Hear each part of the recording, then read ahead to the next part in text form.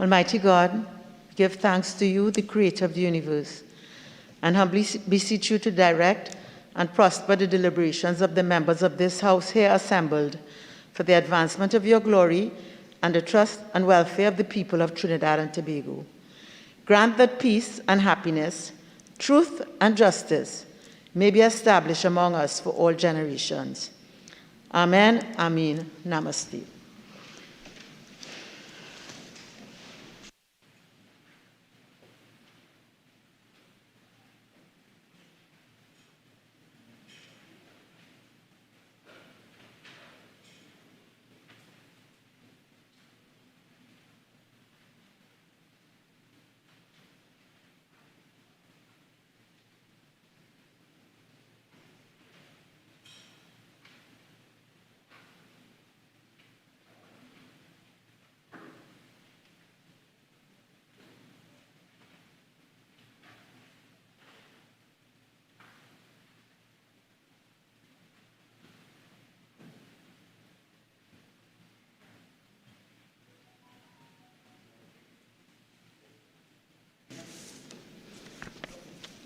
Announcements by the Speaker.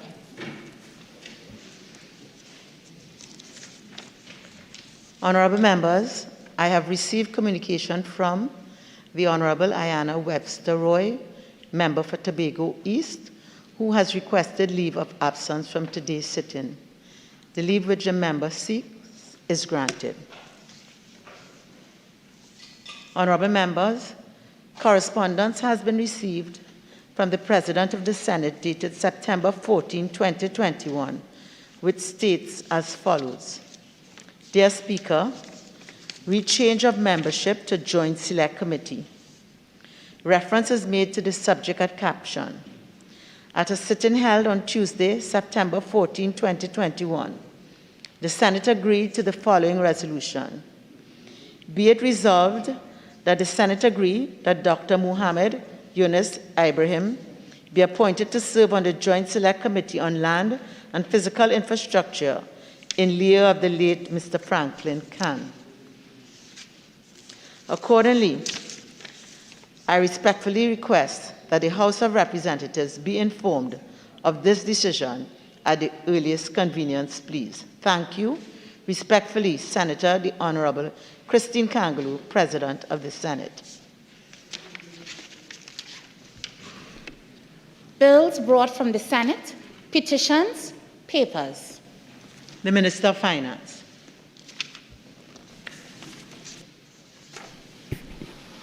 Thank you, Madam Speaker. I have the honor to lay the following papers.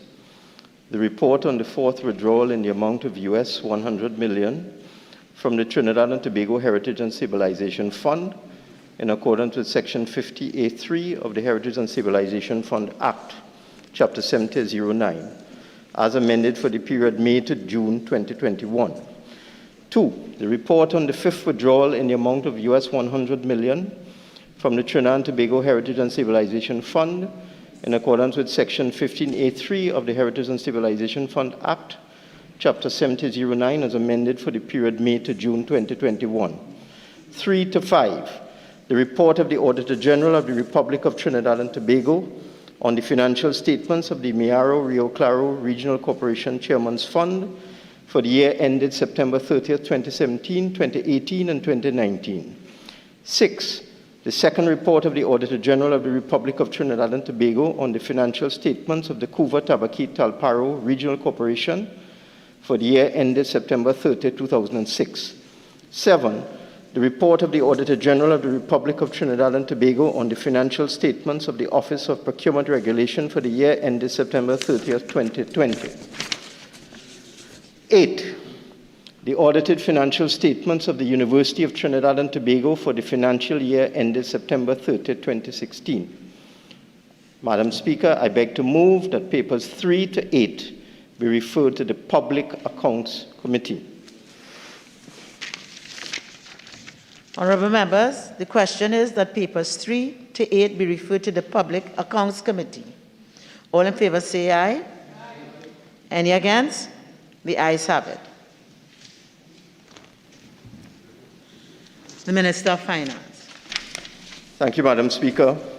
I have the honor to lay the following papers.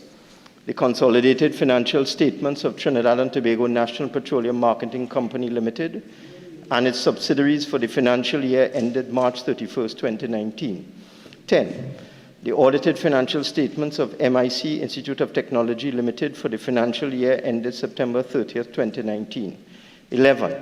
The consolidated financial statements of Caribbean Airlines Limited for the financial year ended December 31st, 2015. 12. The audited financial statements of the Sports Company of Trinidad and Tobago Limited for the financial year ended September 30th, 2020. 13. The audited financial statements of the Portfolio Credit Management Limited for the period December 31st, 2019. 14. The consolidated audited financial statements of the Telecommunications Services of Trinidad and Tobago Limited for the financial year ended March 31st, 2021. 15. The consolidated audited financial statements of Evolving Technologies and Enterprise Development Company Limited for the financial year ended September 30th, 2019. 16. The audited financial statements of the Trinidad and Tobago Solid Waste Management Company Limited for the financial year ended September 30th, 2018. 17 to 20. The audited financial statements of the National Quarries Company Limited for the financial year ended September 30th, 2016, 2017, 2018, and 2019. 21. The audited financial statements of Youth Training and Employment Partnership Limited for the financial year ended September 30th, 2020. Madam Speaker, I beg to move that papers 9 to 21 be referred to the Public Accounts Enterprises Committee. Honourable members, the question is that papers 9 to 21 be referred to the Public Accounts Enterprises Committee. All in favour say aye. Aye. Any against? The ayes have it. The Prime Minister. Madam Speaker, on behalf of the Prime Minister, I have the honour to lay the following paper. Paper number 25, the Administrative Report of the Office of the Prime Minister for the period October 2017 to September 2018. Thank you, Madam. The Attorney General. Madam Speaker, I have the honour to lay the following paper standing in my name. Papers at items 26 to 29, the annual reports of the Equal Opportunity Commission for the years 2016 to 2019. The Minister of Education. Madam Speaker, on behalf of the Minister of Education, I have the honour to lay the following papers. Paper number 38, the Administrative Report of the Accreditation Council of Trinidad and Tobago for the period October 1st, 2017 to September 30th, 2018. Paper number 39, the Administrative Report of the University of the West Indies, St. Augustine Campus for the year 2017 to 2018. Paper number 40, the Annual Report of the Teaching Service Commission for the year 2020. Leader of the House. Thank you, Madam Speaker. I have the honour to lay the following papers. Paper number 30, the Ministerial Response of the Ministry of Rural Development and Local Government to the second report of the Public Accounts Enterprises Committee on the examination of audited financial statements of the Vehicle Management Corporation of Trinidad and Tobago for the financial years 2013 and 2014. Paper number 33, the Ministerial Response of the Ministry of Public Utilities to the third report of the Public Accounts Enterprises Committee on the examination of audited financial statements of the National Gas Company of Trinidad and Tobago Limited for the financial years 2016 to 2018. Paper number 34, the Ministerial Response of the Ministry of National Security to the 33rd report of the Public Accounts Committee on the follow-up on the status of the implementation of the recommendations on information and communication technology governance and general controls, as stated in the reports of the Auditor General on 2017, 2018, and 2019 public accounts. Paper number 35, the Ministerial Response of the Ministry of National Security to the first report of the Joint Select Committee on Local Authorities, Service Commissions, and Statutory Authorities, including the THA, on an inquiry into the health and safety practices and arrangements of the Airports Authority of Trinidad and Tobago, AATT, in light of COVID-19 restrictions. Paper number 43, the Annual Administrative Report of the Trinidad and Tobago Civil Aviation Authority for the year 2017 to 2018. Paper number 45, the Administrative Report of the National Flour Mills Limited for the year ended 31st December 2020. Papers 31, 32, 36, and 41, the responses to the first report of the Joint Select Committee on Land and Physical Infrastructure on an inquiry into measures for ensuring water security in Trinidad and Tobago, with reference to the 11th report on an inquiry into the measures for ensuring water security in Trinidad and Tobago. These responses, Madam Speaker, are from the Ministries of Rural Development and Local Government, Planning and Development, Public Utilities, and Works and Transport. Papers 37, 42, and 44, the responses to the first report of the Joint Select Committee on Finance and Legal Affairs on an inquiry into the ease of doing business in Trinidad and Tobago. First session, 2020 to 2021, 12th Parliament, and these responses are from the Ministries of Planning and Development, Works and Transport, and Trade and Industry. Thank you very kindly, Madam Speaker. Reports from committees. Prime Minister's questions.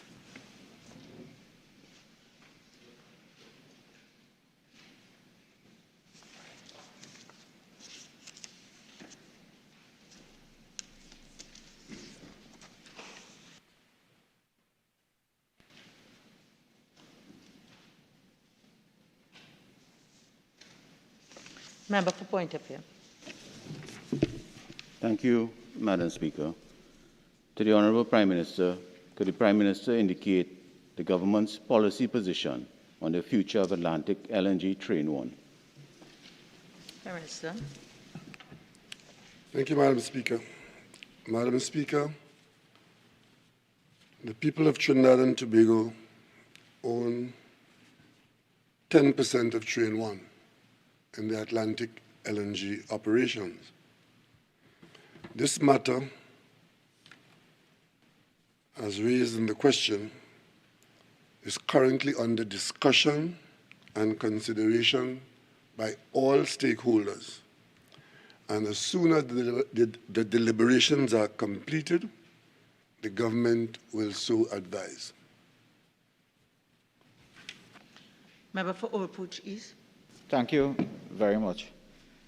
Can the Prime Minister confirm, without prejudicing these sensitive matters, can you confirm that NGC has spent $200 million and transferred to Atlantic Train 1 for its upgrade? Madam Speaker, that is the subject of another question.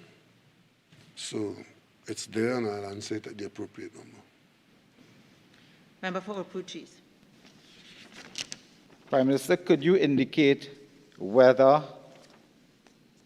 the National Gas Corporation will continue to provide indefinitely financial support to Train 1 until natural gas is found?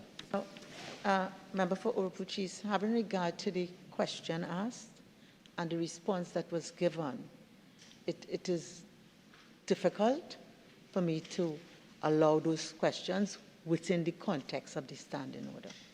Oropouche East. Thank you.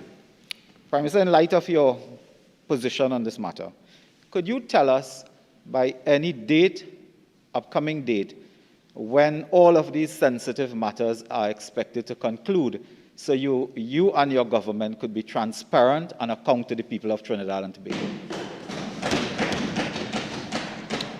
Madam Speaker, there is no government in Trinidad and Tobago that was ever as transparent as this government. So this issue has nothing to do with transparency It has to do with the conduct of corporate business, and this aspect of corporate business is not the bacchanal of any Monday night or Thursday night forum. It requires decorum and confidentiality, and that is what is happening in Trinidad and Tobago. And I am not in a position at this time to provide any date for completion, but as I said in the answer, as soon as the shareholders have completed their deliberation on the outcome of these discussions, the population will be properly advised. Puchis. Prime Minister, I'm happy you mentioned no Monday night or Thursday night bacchanal. I'm focusing on Tuesday night bacchanal. Having expressed confidence in Mark what's his name? As president of... Member, I'm not going to allow that based on the questions that were asked. Member for Tobago.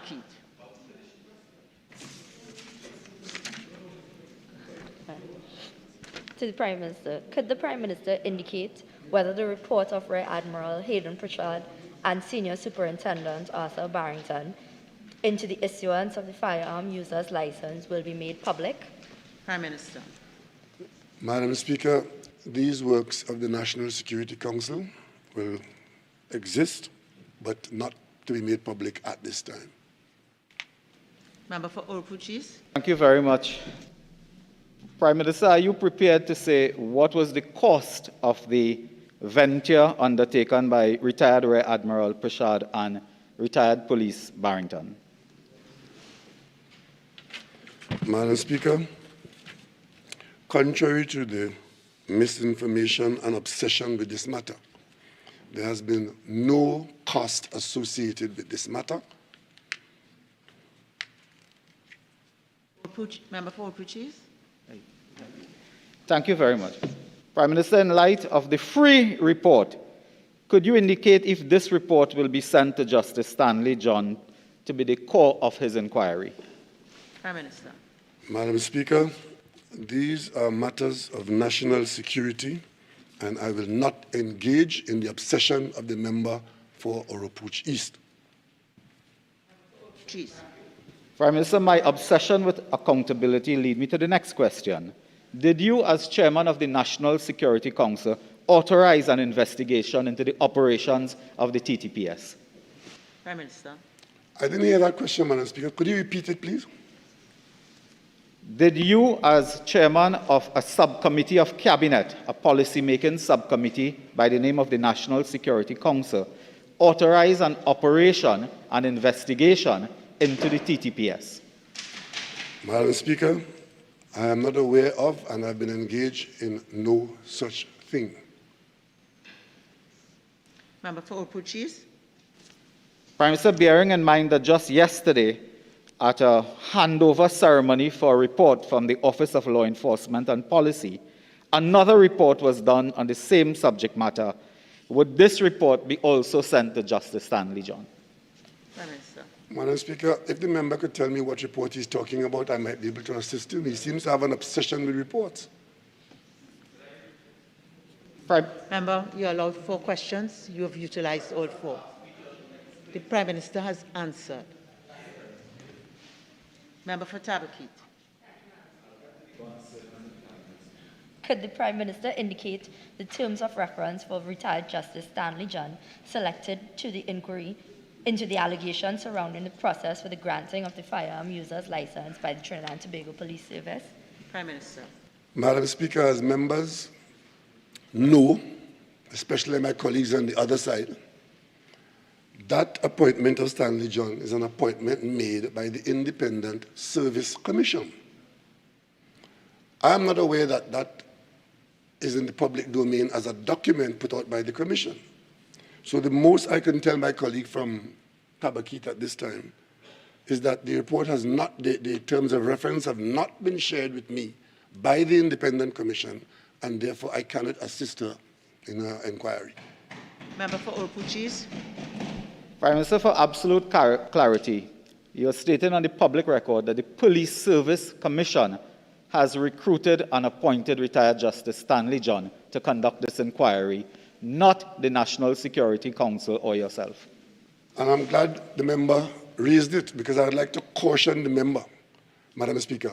I, as said by him in the media, I have not appointed Justice Stanley John. It is the member for Oropuch who has put that misinformation in the public domain. Justice Stanley John, to the best of my knowledge, has been appointed by the Police Service Commission. Oropuch.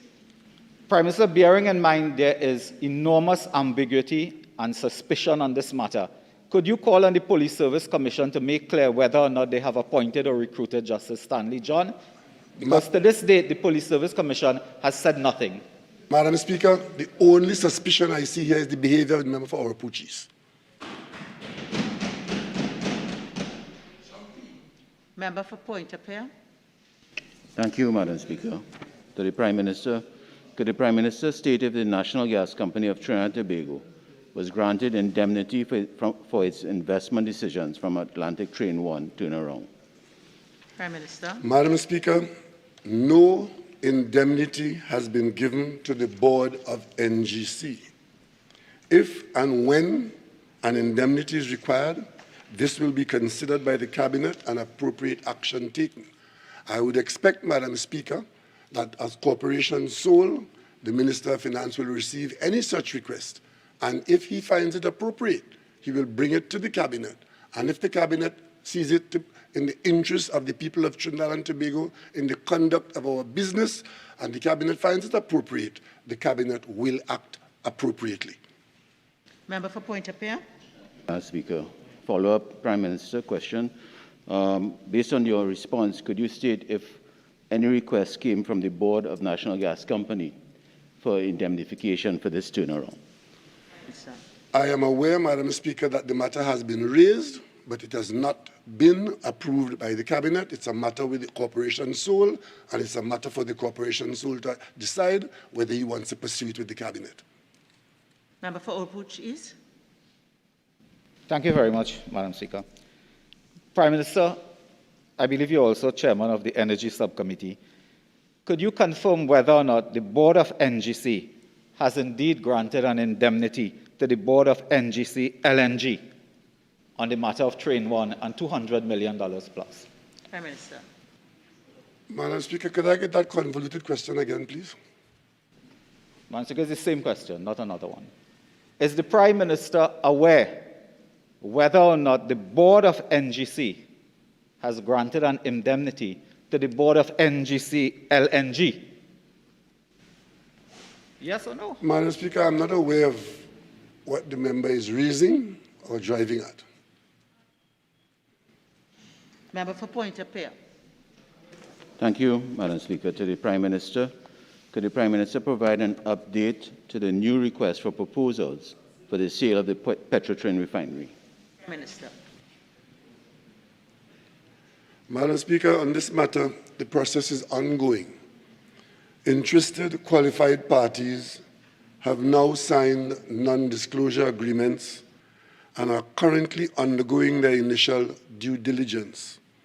Access has been granted to the virtual data room with all the requisite technical, commercial, and financial information required to make an initial bid proposal. We expect to receive those by the end of this month. Given the sensitive and confidential nature of the process, details such as the identification and quantification of the participating parties cannot be made public at this time. Member for Napariba. Thank you, Madam Speaker. Given to the Prime Minister, given that the European Union has stated that Trinidad and Tobago remains listed as a non-cooperative jurisdiction for tax purposes, could the Prime Minister state whether all the steps taken thus far will ensure that Trinidad and Tobago be removed from this EU blacklist? Prime Minister. Madam Speaker,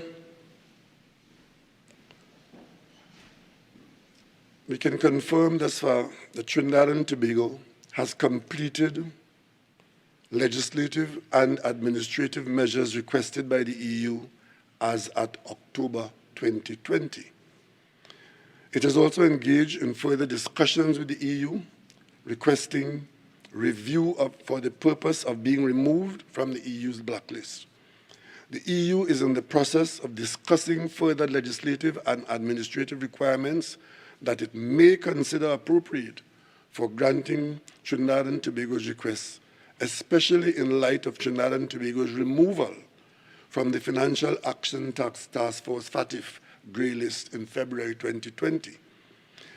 Madam Speaker, the government can also confirm that we are bringing urgent completion to this matter.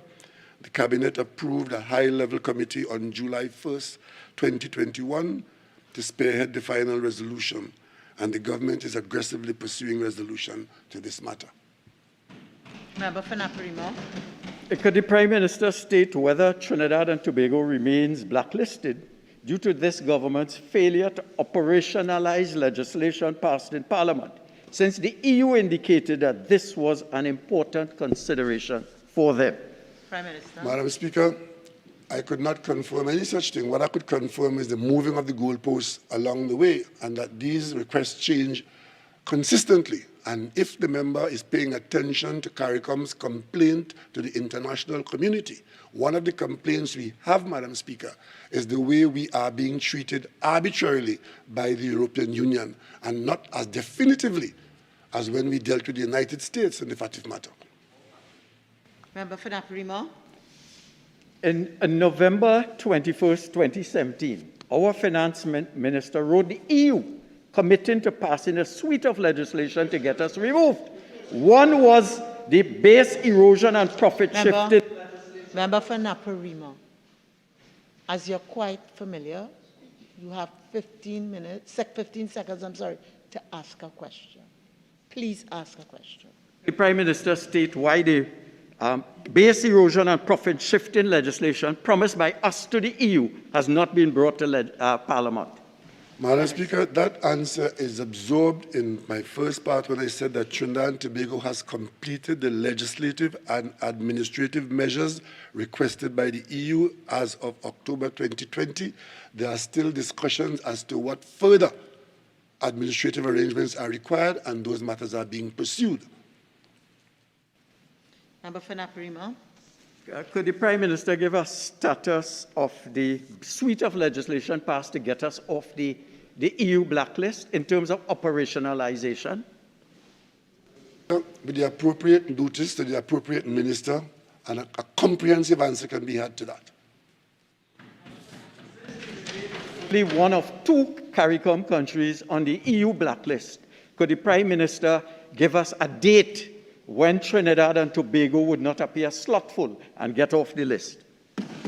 Madam Speaker, if the member is appreciative of how these matters are handled, he will understand that there are moving targets and changes in positions, and therefore the giving of a date is quite inappropriate.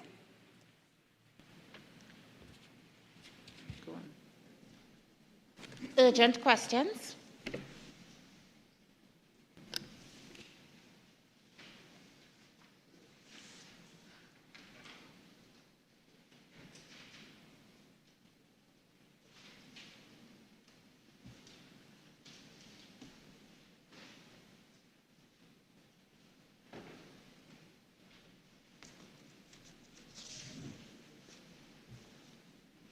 Member for Shagona Seat. Thank you, Madam Speaker.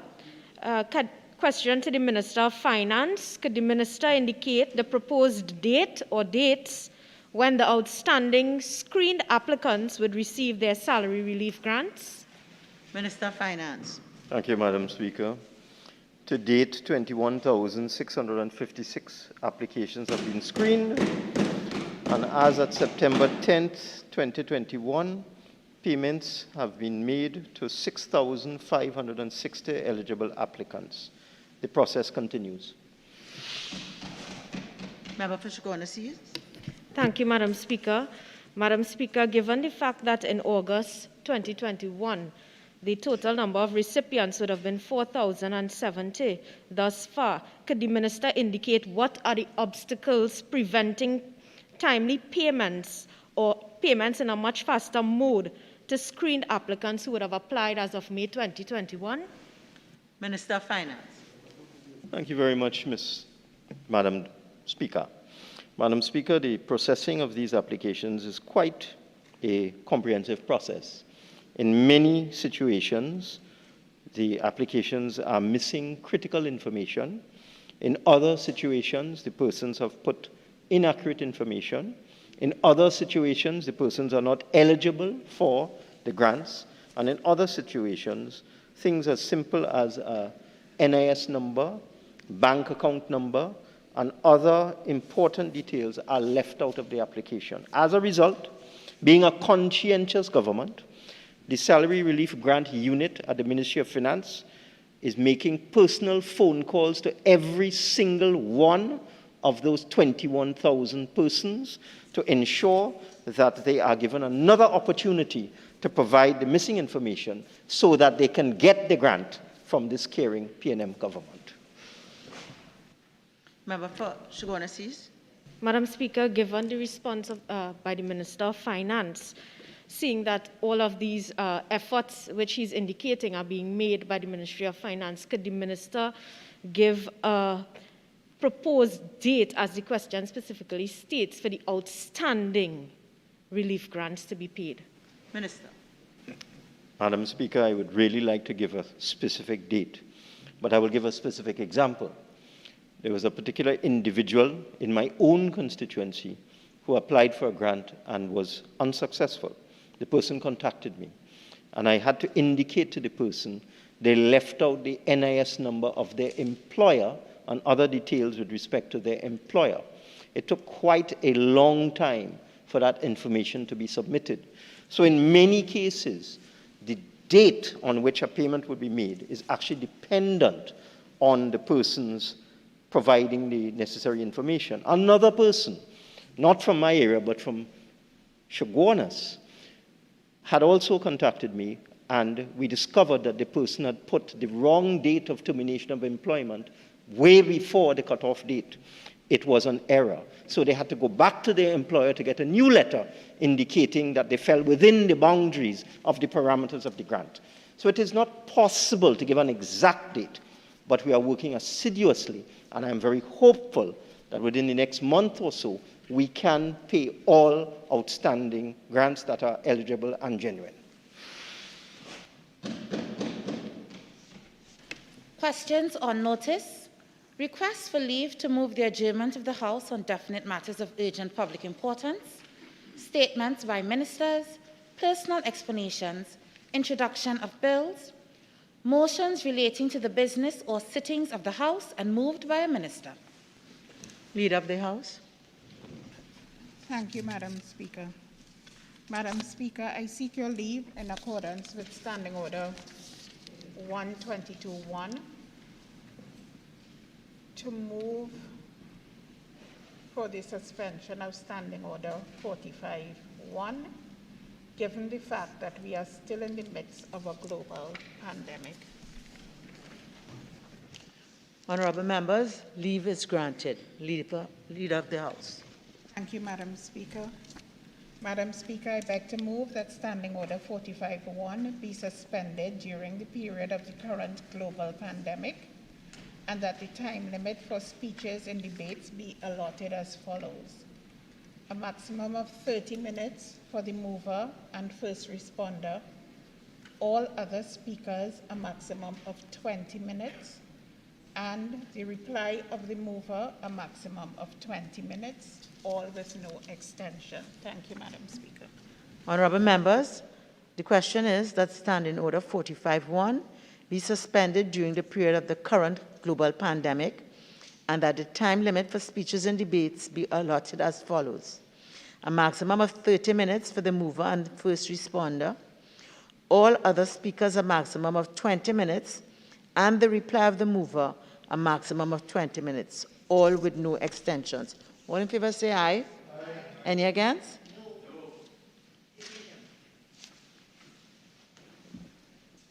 No. Honorable members, as we are aware, when a division is called, 3 minutes are allotted for members to make their way to the chamber. If it is that a member's turn has passed during the count. Once the member comes into the chamber, before the vote is announced, that member will be allowed to vote. Members, an announcement will be made to get members into the chamber.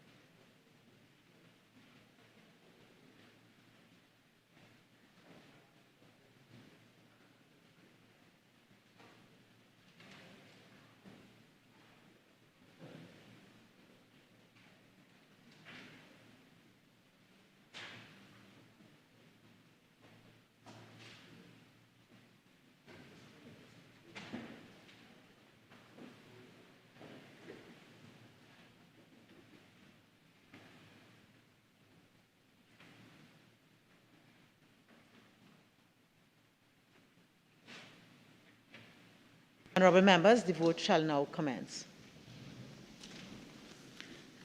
Mrs. Robinson Regis, Aye. Dr. Rowley, Aye. Mr. Al-Rawi, Aye. Mr. Imbert, Yes. Yes. Mr. Young, Yes. Ms. Beckles, Yes. Mr. Hines, Aye. Mr. Dial Singh, Yes. Mr. Ford, Yes. Ms. Kudrow, Yes. Dr. Gadsby Dolly, Aye. Mr. Gonzalez, Yes. Mr. McClatchy, Aye. Mr. Cummings, Mr. Richards, Mr. Manning, Mr. Leons,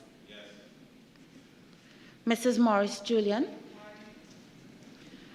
Mr. Dino Brega, Mr. Scotland, Mr. Monroe, Mr. Lee, No. Mrs. Prasad Bisasa, No. Miss Amin, No. Mr. Charles, No. Dr. Munilal, No. Mr. Pere, No. Mr. Indar Singh, No. Dr. Bodo, No. Mr. Hossain, No. Mr. Padarat, No. Ms. Haynes, No. Mr. Tanku, No. Ms. Mohit, Ms. Benjamin, Mr. Rambali, Dr. Ragbir, Mr. Ram, Dr. Sicharan? Mr. Ratiram?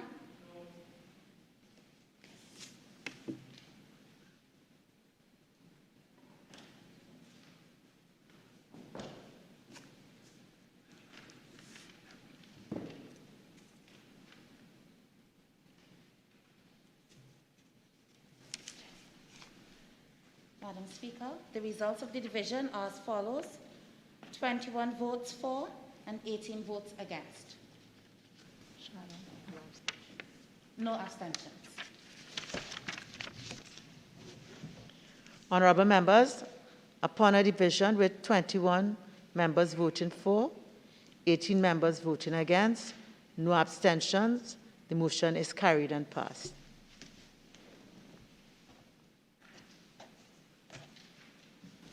Public business, government business, motions.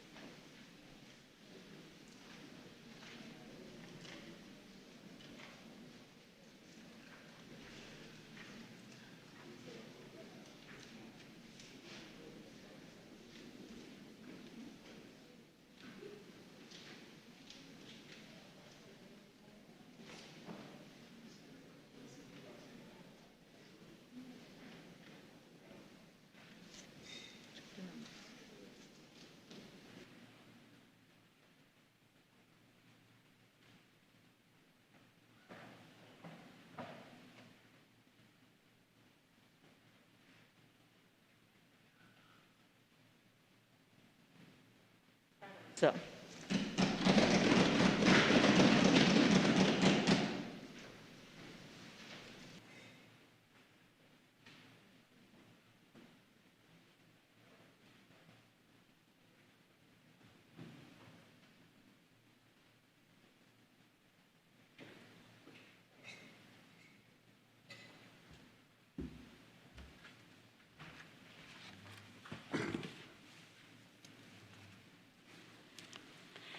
Thank you, Madam Speaker. Madam Speaker, I beg to move the following motion standing in my name, which, for the benefit of clarity, I may spell out. It's the motion number 1, the Election and Boundaries Commission, Local Government and Tobago House of Assembly, Tobago Order 2021. It says, whereas it is provided by subsection 4.3 of the Election and Boundaries Commission, Local Government and Tobago House of Assembly Act, Chapter 2550, hereinafter referred to as the Act, that as soon as may be after the Election and Boundaries Commission, hereinafter referred to as the Commission, has submitted a report under Section 4.1 of the Act, the Minister shall lay before the House of Representatives for its approval the draft of an order by the President for giving effect, whether with or without modifications, to the recommendations contained in the report. And whereas the Commission has submitted a report to the Minister in accordance with the provisions of Section 4.1a of the Act, and whereas the draft of an order entitled the Election and Boundaries Commission, Local Government and Tobago House of Assembly, Tobago Order 2021, giving effect to the recommendations of the Commission, was laid before the House of Representatives on the 10th day of September 2021, be it resolved that the draft of the Election and Boundaries Commission, Local Government and Tobago House of Assembly Tobago Order 2021 be approved. Madam Speaker, we opened the year 2021 with a Tobago House of Assembly election in January. And I dare say that, much to the surprise of many, because it had not happened before in a 40-year period, the results of that election was a tie. There are 12 seats in the Assembly, a number of contestants, 2 parties got seats, each party got 6 seats. For a number of days, Madam Speaker, or should I say weeks, attempts were made to proceed to have the Tobago House of Assembly seated in a way to function as a deliberative body. But all that has happened so far, Madam Speaker, is that the 12 elected members have been sworn in as such by the President, as required by law, but then these 12 people, as required by the existing law, had to meet and choose a presiding officer and proceed, having seated such an officer, to choose a chief secretary from among themselves. Madam Speaker, history would show that these 12 elected, authorized, and sworn persons meeting in the chamber, out of the chamber, could not agree on the selection of a presiding officer, nor they could proceed to the selection of a chief secretary. As in other circumstances here in the Parliament of the country, it exists in the Tobago House of Assembly Act that after an election, until new arrangements are made to seat the incoming assembly, the outgoing officers remain in place. So therefore, while these attempts were made to seat a presiding officer and a chief secretary, the outgoing incumbents, if you call it that, or should I say the existing chief secretary and other secretaries, by law were required to hold office until such time as that matter of the selection of a presiding officer and a chief secretary would have been concluded. Madam Speaker, it is now September. This matter started in January. And the law provides for those incumbents who were there in January to remain in office if no change is made to the law, to remain in office for 4 years. Quite unsatisfactory, Madam Speaker, because that is not the intention of the spirit of the law, nor of the people of Tobago, nor of the people of Trinidad and Tobago, but the law says that that is what should happen. So, Madam Speaker, we gave time for the 12 people to try to come to an understanding of some kind, whatever it would have been, that would have been legal and appropriate, to decide who they will agree upon by majority would be their presiding officer, and further, who would be their chief secretary.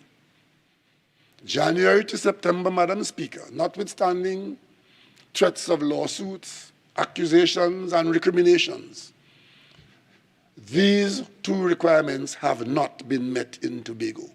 1, no presiding officer being chosen.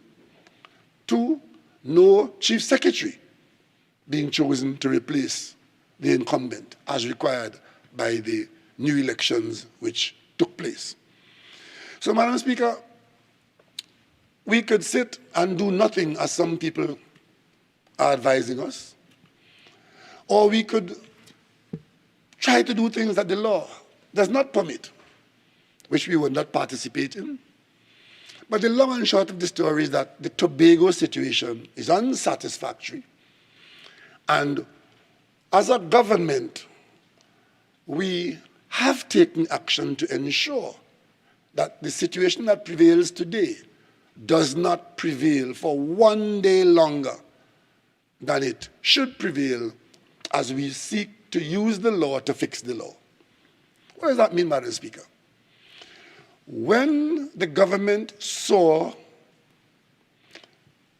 the outcome of the election and the attempts to get a seated assembly with nobody giving way, and expecting that we will eventually have to have this situation settled by amendment to the law, the government did just that. We came to this House, Madam Speaker. We identified the offending lacuna in the law, that lacuna which says that it is those 12 people who are required among them to select someone. But there was no arrangement for what should happen if they don't come to an agreement. How does one dissolve the assembly to go back to the people? Because at the end of the day, Madam Speaker, it is the people of Tobago, the voters of Tobago, who are required to make that choice. And if their elected representatives, by virtue of their numbers in the House, are unable to determine how to go forward, then it follows, Madam Speaker, naturally that it should fall to the same people to go back to the polls and deal with the matter. Madam Speaker, some of us have been advised that the thing to do was to go back to the polls with the same 12 seats, and we might get a different result. You might get a 7-5, you might get a 10-2. That's reasonable. But, Madam Speaker, we didn't think it was the best thing to do, to go back and do the same thing and expect to get a different result. Of course, we could get a different result. But it is said that doing the same thing over and over to get a different result is a form of madness. We didn't want to be determined to be mad, but we wanted to give the opportunity with an odd number for it to be easy or most likely that a result could be had. And it was said, Madam Speaker, that 13 seats in the Assembly would have prevented this. In this very House, we had that problem, 18-18 in the 36-seat Parliament. And, Madam Speaker, the country rectified it in the Parliament. Today we have 41 seats, and I don't think anybody in this House will ever expect that this House will ever have an even number situation to create the problems we had with the 18-18, which were quite similar to what happened in Tobago. As a matter of fact, Madam Speaker, the 18-18 in the National Parliament in 2000, whenever it was, resulted in a year of the incumbents remaining in office before a general election settled the matter.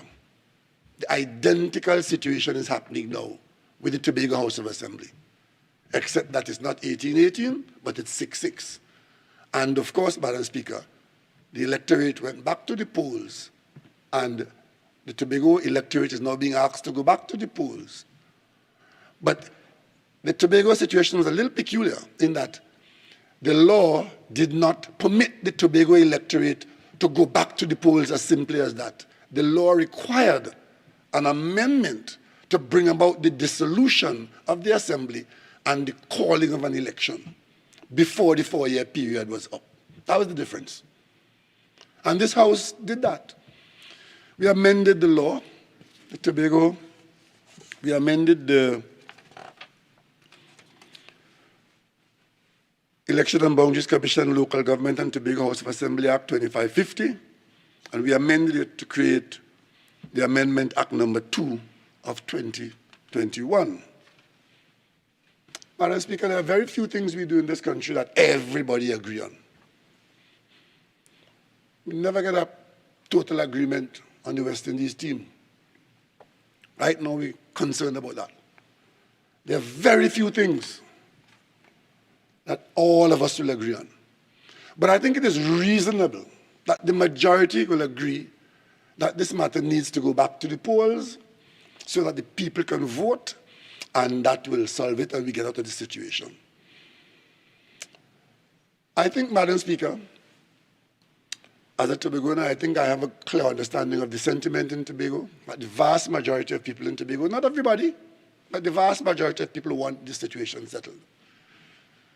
Settled by an election, and that will be determined whether the election is called in Tobago. What we are doing in this House is providing the avenue for that election to take place. Madam Speaker, the government made a recommendation to this House that the Tobago electorate go to the polls, not to select on 12 seats or 13 seats, but 15 seats. And we gave the reason for that, the justification.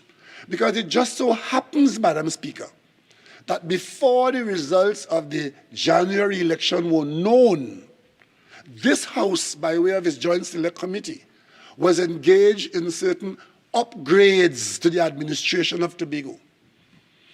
And a report has since come to this Parliament, which we are not going to debate today.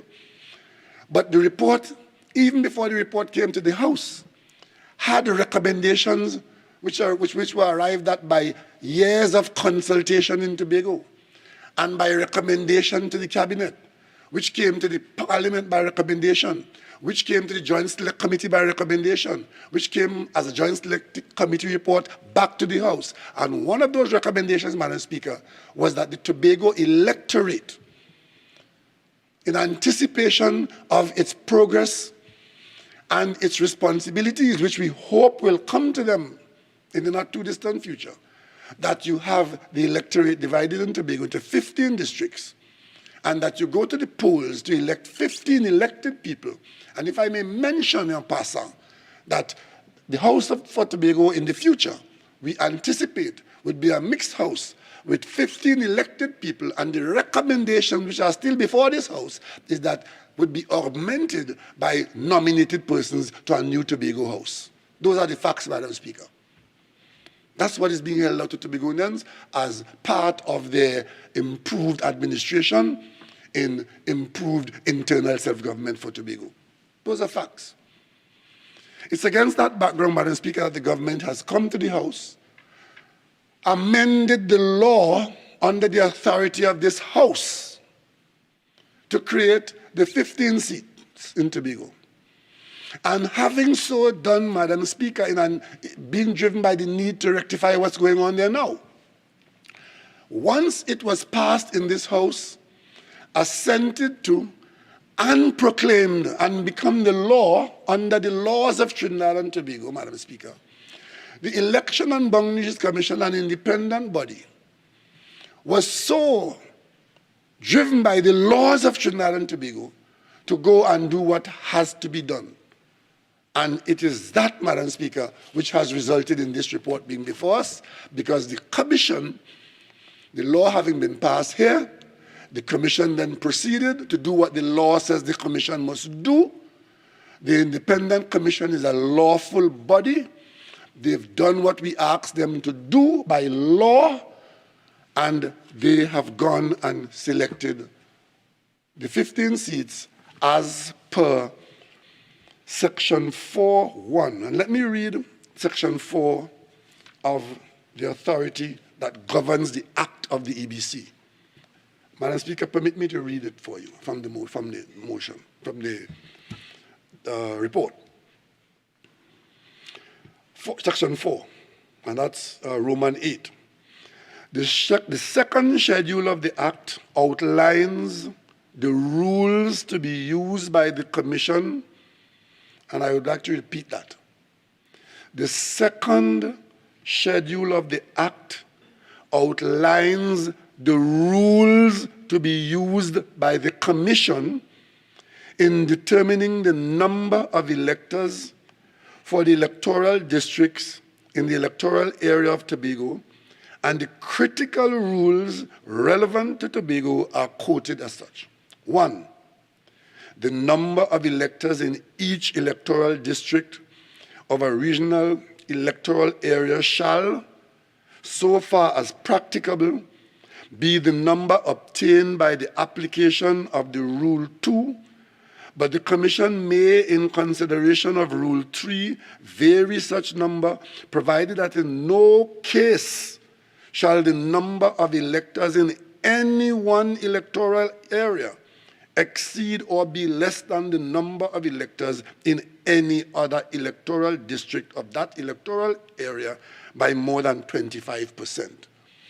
What that means, Madam Speaker, whatever the Election and Boundaries Commission does in allocating seats and putting in boundaries, that no seat can have more than 25% above the established average, and none can have less than 25%, be below by more than 25%. So that's in the law, in the rule that the EBC has to follow. And it goes on to say, there shall be 15 electoral districts in the electoral area of Tobago. This Parliament says so. This Parliament passed it into law that has been assented to and proclaimed. So the EBC has no choice in that matter. And then it goes on to say, in the division of electoral districts in regional electoral areas, natural boundaries such as waterways, highways, and so on shall be used wherever possible. I quote that, Madam Speaker, because I've seen one of my colleagues in this House, no less a person than the leader of the opposition, saying that these 15 seats that the EBC have put before us, as they have described them, are the instructions of the Prime Minister instructing the EBC outside of the country's constitution. Madam Speaker, I want to make it abundantly clear to the uninitiated. Nothing is further from the truth. I know that some of my colleagues have no regard for the truth, but this accusation has no basis in fact. It is all in the law of Trinidad and Tobago, where the Cabinet approved an action. The action was brought to the House debated, the majority in the House passed amendment into law. The law was proclaimed by the President on the instruction of the Cabinet of this country, and the EBC, as an independent body instructed by law, have done its duty. That duty, Madam Speaker, that duty has shown the 15 seats on a map in this report. Anybody who knows anything about Tobago, and I don't accuse the UNC of knowing anything about Tobago, and that might be why they are taking this position, because some of my colleagues have gone out to make mischief saying that the 15 seats in Tobago are so constructed to allow the PNM to win the election. Election didn't take place yet, but they know who will win it. Madam Speaker, anybody who knows anything about Tobago will know that 70% of the population of Tobago live in the western half of Tobago. And if you look at the map as provided in this report, you will see there are 4 seats, in fact 3 seats on the map. One, the seat of Lance from his Bayside. Okay, so all members, please abide by Standing Order 53. Prime Minister, continue. Madam Speaker, if you look at the map that the EBC has provided to us, you will see that there's a seat, the furthest east in Tobago. That seat runs from Castara all the way through Charlottesville and all the way to Speyside. The largest seat geographically, but it's also the seat that has the smallest number of voters, even though the number qualifies with the rules I just mentioned. But to get the number of people in that seat, you have to go in that whole area because the population density there is very low. You look at the other seat, which is the Roxborough Seat, which is the second easternmost seat of Tobago, and you'll see it's a fairly large population, fairly large geographical area to get the required population. And you look at the third seat, the Goodwood, that's the Goodwood Bell Garden West seat, and you'll see. So these 3 seats take up the bulk of the geographical area in Tobago, but they do not have the bulk of the population of Tobago. Unlike in Trinidad, where you have the Mayaro or the Toco Sangre Grande seat, where you have large geographical areas which have a low population density. So to get to the number of a parliamentary seat, you have to go on a large area, as contrasted with the densely populated area, where a small geographical area has a lot of people, and that's what happens. Because it is people you're counting, not acres. Eastern Tobago is largely mountain and forest, with villages on the coastline. So large areas of land, but smaller concentrations of people. But there has been an argument that has been alive in this country for a long time. It started with it, and that something happens at the EBC where the PNM is allowed to get small seats to go to Parliament, and they have to get bigger seats. When what they are talking about is a higher voter turnout in certain constituencies. But in terms of the number of electors in the constituencies, the same thing I've just described for the THA here existed in national elections. So you look at a densely populated area like Diego Martin Central, where it's wall-to-wall houses and people. Port of Spain South, you will see wall-to-wall people in Belmont. So to get 29 or 30,000 people, you have a small area in which so many people live. But then as you go out into the countryside, to get the 29,000 or 30,000 people to make up a seat, you have a large area. But when you look at the work of the EBC, all constituencies fall within the legal boundaries, not being 25% above, not being 25% below. They're all in that range. So, Madam Speaker, contrary to the initiation of mischief, if you look on page 1, Appendix A of the appendices, you will see that there are 51,216 electors in Tobago as of the date of this report put by the EBC to us. And of the 15 seats, Madam Speaker, not one is below 3,000 and not one is above 4,000. They are all in the bracket of 3,000 plus or under 4,000. And they all qualify as per the rules that the law imposes on the EBC. And Madam Speaker, once that is established, I am quite happy, Madam Speaker, to have ensured that the government that I lead, having seen the problem in Tobago with respect to the tie, I saw all kinds of recommendations coming from all quarters: draw straws, pull hat, spin bottle, go to court, hug up and get and kiss and do whatever. I seen all those recommendations. I, as the head of the government, knew that I would lead my colleagues in the government to make provision to rectify an unacceptable situation. The election took place in January. The 12 people are sworn in. They are assemblymen and women, but they cannot function because the law does not permit any imposition of a presiding officer or a chief secretary upon them. And therefore, what we have done here in this House, Madam Speaker, is what logic requires us to do. We amended the law to allow the THA to be dissolved so that they can go back to the polls. And I dare say nobody in Tobago is afraid of the polls. The Tobagoans want to rectify this thing.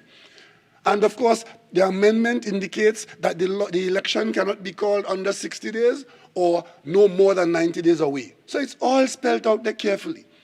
And as soon as we, as members who are responsible, members who understand what our role is as parliamentarians, as soon as we vote this into law, by approving this motion, Madam Speaker, we would have cleared all the hurdles for all Tobagonians to go to the poll one day to be determined. As of the passage of this thing today, Tobagonians go to the polls and they vote for who they want to represent them.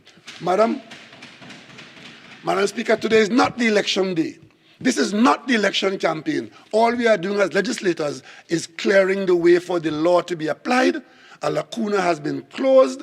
A Tobago House of Assembly can be dissolved once there is a tie that cannot be used to generate a presiding officer. And into the future, anytime there's a THA election, and there's 14 days after that election, and they cannot seat an assembly, then the assembly can be dissolved in the appropriate way, and they go back to the polls. Matter fixed, case closed. Madam Speaker, I beg to move.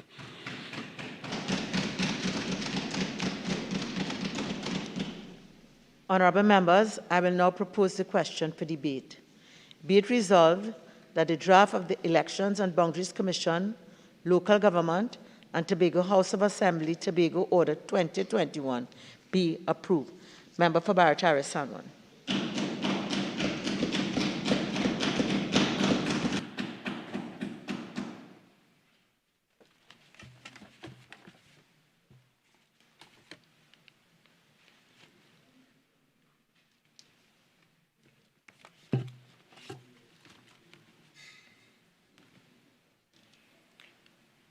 Thank you very much, Madam Speaker, for recognizing me to join this particular debate on this draft order, the Elections and Boundaries Commission, Local Government and Tobago House of Assembly, Tobago Order 2021.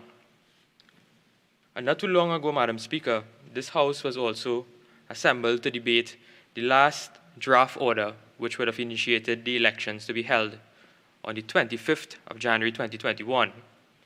And as the Prime Minister outlined, that the results of those elections that were held on the 25th of January landed a tie between two political parties that contested the Tobago election. And today, what is the exercise this Parliament is called upon to do? The exercise is that a new election is to be called to end the deadlock. The exercise is to break the deadlock, but only this time with the use of the law. A law that was passed by a simple majority. A law that was passed by a government that has the inbuilt majority in this Parliament. So this is not the will of the people that is speaking here today, Madam Speaker, but it is rather 41 members of a House of Representatives in Port of Spain deciding for 51,000 persons in Tobago. And Madam Speaker, before us is the 13th report of the Elections and Boundaries Commission on the Tobago electoral districts. And in this 13th report, Madam Speaker, several recommendations were made with respect to the changing of boundaries. But why did the EBC decide to create 15 seats for the THA? And this came, Madam Speaker, when we debated in this Parliament the amendment to the Tobago House of Assembly Act 2021, Act number 2 of 2021. And I heard the Prime Minister said that there's an argument in the public that the Prime Minister did not give any instructions to the EBC to increase the number of seats. But what did happen, Madam Speaker, is the Prime Minister, who is the political leader of the PNM, and the bill approved by a cabinet that is comprised of members only of the PNM, and at the House of Representatives that only represents the PNM, gave instructions via law, Madam Speaker, to increase the number of seats from 12 to 15. That is what happened. And, Madam Speaker, the EBC decided on the boundaries of the 15 electoral districts. According to Section 71 of the Constitution, the EBC, in exercise of its function under this section, the Commission shall not be subject to the direction or control of any other person or authority. But what we are seeing here, Madam Speaker, is a PNM cabinet instructing an independent body to increase the number of seats unilaterally without any consultation whatsoever to gain an unfair advantage. And I will explain when I say... Madam Speaker, Standing Order 48.6, please. I'll allow you to go on. Very much, Madam Speaker. And Madam Speaker, the EBC has decided on the boundaries of the 15 new seats in the Tobago House of Assembly. And I say, based on my analysis and reading of the report, and this is my opinion, I take ownership of it, is that I believe, Madam Speaker, after reading the report, an unfair advantage was given to one political party based on the report. There were 4 political parties, 2 independent candidates, and a total of 28 nominated candidates that contested the 25th January 2021 elections. And Madam Speaker, from reading the report and looking at the adjustments that the EBC has made, we have seen an unfair advantage being given to one political party. And Madam Speaker, some may ask, well, what is the UNC business in this Tobago House of Assembly election? Because we don't contest seats in the Tobago House of Assembly. Madam Speaker, this particular issue is a national issue that affects the voices of the people of Trinidad and Tobago. We are not the opposition of Trinidad, but we are rather the opposition of Trinidad and Tobago. Madam Speaker, this issue affects every single one because the EBC is the constitutional body that is in charge of boundaries and elections in every single election, be it local government elections in Trinidad or general elections in Trinidad and Tobago. So don't come and say that we have no business in this, Madam Speaker. This affects the right to every single person in this country to vote. And the Prime Minister said that, well, his government decided on using the 15-seat arrangement, and this recommendation came out of the Joint Select Committee report on Tobago self-governance. Now, Madam Speaker, the JSC, as I understand, is a Joint Select Committee of both Houses of Parliament, comprised members of the opposition, the government, and the independent senators. That JSC reported on the 9th of June. Madam Speaker, this bill was passed in February of 2021. So this is the Prime Minister of this country and the Cabinet cherry-picking from some consideration being given to a Joint Select report that was not, a Joint Select Committee that did not even report to the Parliament of the whole, to try to solve a deadlock. So don't say that this is a recommendation of the Joint Select Committee, because at the time you passed the bill to increase the number of seats from 12 to 15, it was not a recommendation because no report existed. No report. And I understand why the Prime Minister will come today to defend the boundary changes, because one political party is gaining an unfair advantage. One political party in particular. But Madam Speaker, the Prime Minister did quote Section 4 and Rule 4 of the Elections and Boundaries, Local Government and Tobago House of Assembly Act. But because you could read a particular section in a piece of law, Madam Speaker, it does not mean that you can understand it. Madam Speaker, what happens at Section 4 of the EBC Local Government and THA Act is this, and I would read: the Commission shall define and review the boundaries of the electoral districts into which an electoral area is or is to be divided, and shall submit to the Minister reports either showing the constituencies into which it recommends that an electoral area should be divided in order to give effect to the rules set out in the second schedule. And I read this, Madam Speaker, because this particular piece of law that governs the boundaries that we are dealing with respect to the THA election is telling the Parliament that only the EBC has the power to make recommendations on boundary changes and no other body.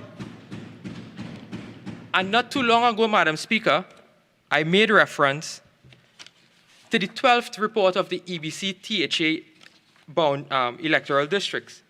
And I read from that report, Madam Speaker, and the EBC in that report at paragraph 6 stated and recommended to this Parliament, and this report was passed in December of 2021. Consequently, the Commission considers that no adjustment is necessary to the existing boundaries of the electoral districts in the electoral area of Tobago. The Commission accordingly recommends that there should be no change in the boundaries of the 12 electoral districts in the electoral area of Tobago. So EBC is telling this Parliament that there should be no changes on the 8th of September 2020, but this Prime Minister and this government, Madam Speaker, is telling the EBC, we don't agree with you. You placed 15 seats in Tobago because we lost the election, and I say that they lost because they are the party that lost seats while the other party would have gained seats, and telling the country that the EBC is independent, they are free from influence, but go and create 15 seats. Go and create 15 seats. Madam Speaker, how could that ever be constitutional, fair, and just in Trinidad and Tobago? It can never be constitutional, Madam Speaker. When the EBC is telling the Parliament and advising the government, the population size in Tobago is not big enough to accommodate 15 seats. It is large enough to accommodate 12 seats. Now, Madam Speaker, when you look at the methodology in which the EBC would have used in order to determine the creation of the 15 electoral districts, it was quite strange in some regards. And I'll explain why I say that, Madam Speaker. Because the EBC indicated to this Parliament via this report, the 13th report, and this report is dated the 30th of August, 2021.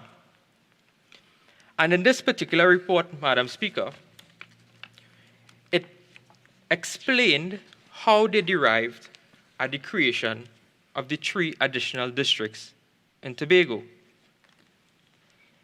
And if I am to put it in a nutshell, Madam Speaker, it is this, is that the EBC would have looked at those electoral districts in Tobago that had the highest electorate. So that's the first exercise.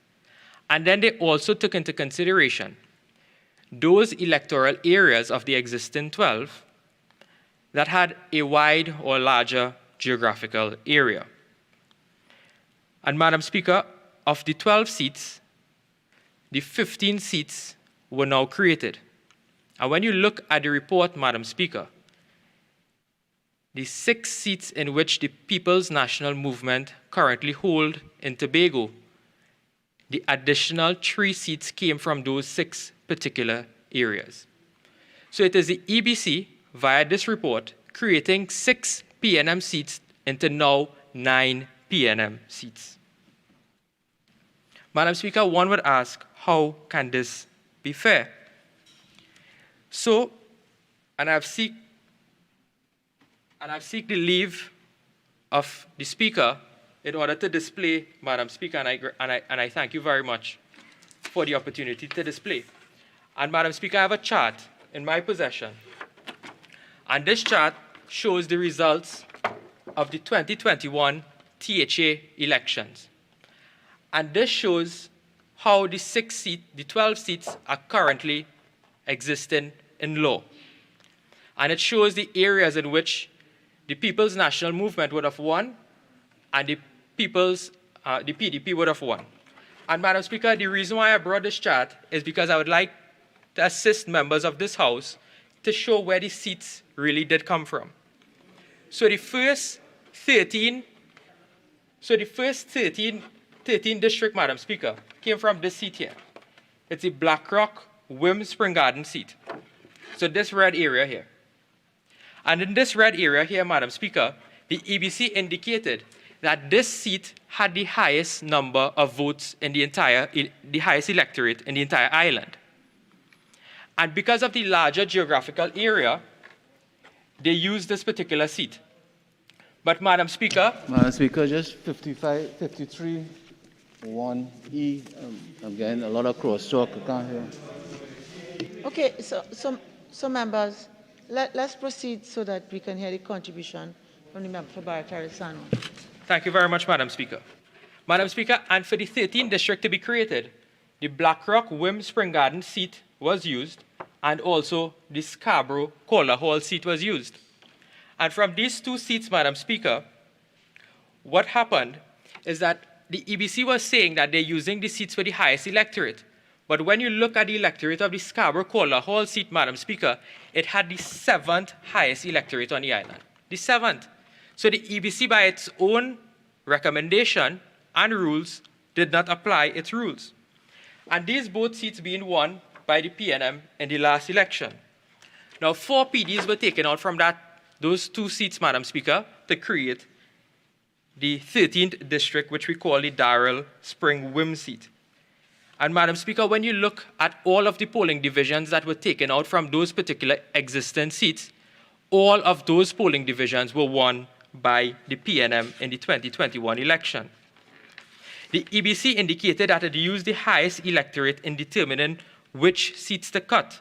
However, those 2 seats, Madam Speaker, next to the Blackrock Wim Spring Garden seat, which is the Bethel Mount Irvin seat, this seat actually had the 2nd highest electorate. So this green area, Madam Speaker, had the 2nd highest electorate.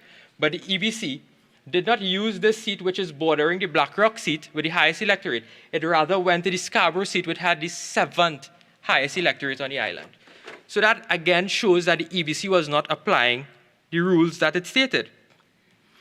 Madam Speaker, then we look at the Prime Minister indicated the other seats, the Providence Mason Hall Moriah seat, the Bell Garden East seat, the Goodwood Bell Garden West seat, Madam Speaker, the Providence and the Bell Garden East seat, although they had high electorates and large geographical areas, those seats were not used to create any additional seats whatsoever. So that's the first seat, Madam Speaker, District number 13, the Darrell Spring Wim seat. So that's the first one. Then, after the EBC created District number 13, they moved to creating District number 14. So, Madam Speaker, District number 14 came from this particular area. It came from the Lambo, Signal Hill area, the Boku, Mount Pleasant area, and the Canaan, Bonaccord area. All 3 seats are at the western part of the island here, all being in the color red, having been won by the People's National Movement. And in those seats, Madam Speaker, the Canaan Bonaccord seat, this one here, did not have the 3rd highest electorate in the island because it would have, after the exercise was done with the 13th seat, the 14th seat, they would have done a reanalysis to determine which seats had the highest electorate. Lambo, Signal Hill, and Buku, Mount Pleasant, by admission, had high electorates. But the Canaan Bonaccord seat, which is the seat at the most western part of the island, Madam Speaker, that particular seat had one of the lowest electorate in the island. It had the 8th highest electorate in the island. So again, the EBC did not follow its own rules. And the 2 PDs taken from the Lambo seat, the 2 PDs taken from the Buku seat, and the 1 from Canaan, 5 PDs, Madam Speaker, of the 5 PDs, the PNM has an advantage in 3 of those polling divisions from the last 2021 election. So again, the EBC did not use its own rules when it came to cutting the particular boundaries. Madam Speaker, we are now District number 15. So fine, EBC is saying that they're using the highest electorate and seats with the high geographical area. Now the 15th seat, after the analysis was done, after the creation of District 1, District 2, we have to now create number 3. So after they did the analysis, Madam Speaker, the Providence Mason Hall Moriah seat was the seat with the highest electorate on the island. And the other seat would have been the Goodwood Bell Garden West seat, Madam Speaker. Those 2 particular seats would have had the highest electorate on the island. But what happened was that the EBC said, this is exactly what the EBC said, that although the Providence seat met the criteria basically of having high electorates and large geographical space, they did not want to cut this particular green seat here, because if they cut this green seat here, Madam Speaker, what will happen is that you will be fragmenting communities. That is in the report. The EBC said that they did not cut those seats is to avoid fragmenting communities within Providence, Mason Hall, Moriah. Madam Speaker, when you are cutting a polling division in any electoral area, it is an imaginary line being drawn. It is not a fence, it's not a wall, it's not a gate you're going to put up. It is an imaginary line. So how can the EBC explain that they don't want to fragment communities when it is an imaginary line that is being drawn? Madam Speaker, you don't physically pick up a village or a road and move it. It is an imaginary line, yet the EBC is justifying not using the Providence seat, which is the green seat here, because they don't want to fragment communities within that seat. Madam Speaker, just as a matter of example and reference, The boundary between Chaguanas West and Couva North is the Chaguanas Main Road. Do you know that the Chaguanas Market is in Couva North? If that is not fragmenting communities, I don't know what is. Madam Speaker, so what the EBC would have done to cut the 15 seat now is this, is that the EBC took the Goodwood Belgarden West seat and they joined it with the Bacalet Mount St. George area here, which is the red area, to form district number 15. So it's this green area and this red area was used to now create the 15th seat. Madam Speaker, what they did was they took out 2 polling divisions from Goodwood and 2 from Bacalet. And what happened, Madam Speaker, is that the PNM gained another advantage in district number 15 based on that arrangement. Now, one would ask, why did the EBC not go and create a seat here between the Goodwood Belgarden West and the Belgarden East Roxborough Delaford seat? Because this particular seat... Speaker, 53, 1E, F, and G. Okay, so members, I would like to hear the contribution, all right? And one has to understand that, the booth sorts of limits, the audio. So please continue and cooperate. Thank you very much, Madam Speaker. Because this Belgarden East seat here and the Bacalet Mount St. George seat, Madam Speaker, has almost an identical electorate. So why didn't you create the seat from this area, but rather you went on this area? And those are the questions that we have to ask the Elections and Boundaries Commission. Why the seats were only cut in all of the red areas? All of the red areas here, Madam Speaker, all additional seats, 3 seats were cut in this area to create the 15 seats. And this shows, Madam Speaker, our concerns with respect to this particular EBC report that we have before us. Because the Providence seat that I just showed, Madam Speaker, that is a marginal seat, which means that that could be a toss-up. But the Goodwood seat that they cut, Madam Speaker, and took out polling divisions from was a strong seat for the opposing party in Tobago. So now that seat is actually a weaker seat and now becomes a stronger seat for the People's National Movement. So they left the marginal seat, but weakened the seat for the opposing party. And Madam Speaker, that could never be fair. That could never be fair. So in a nutshell, with respect to the analysis, is that all 3 new districts created came from 6 seats that were traditionally won by the PNM. The polling division arrangements in these 3 new seats gives the PNM an unfair advantage as the PDs weigh in their favor. Madam Speaker, the EBC is changing its rules midway of using the criteria from large geographical areas and large electorates to cutting the smallest geographical area and the second lowest electorate on the island. The EBC in this case, Madam Speaker, I submit, acted unfair, irrational, and in unreasonable manner, which gives the PNM an unfair advantage. And Madam Speaker, I went back into history to find out how the PNM would have treated with the EBC before. And Madam Speaker, the Minister of Finance, as he was then, opposition member, had a lot to say about the EBC. And I will not accuse the EBC of being members of the PNM or PNM operatives or PNM sympathizers. But this is what Minister Imbert had to say at that time, on the 23rd of March, 2001. And I quote from the Hansard, on a debate on the EBC Commission of Inquiry. "We are not going to take this lying down." This is Minister Imbert. "We are not tolerating this level of corruption, and we are going to keep pressing for an inquiry into the Elections and Boundaries Commission. People can shout and scream all they want. There are too many irregularities taking place in Trinidad and Tobago. There is too much resistance within the EBC. There is too much evidence of collusion by officials of the EBC with the UNC.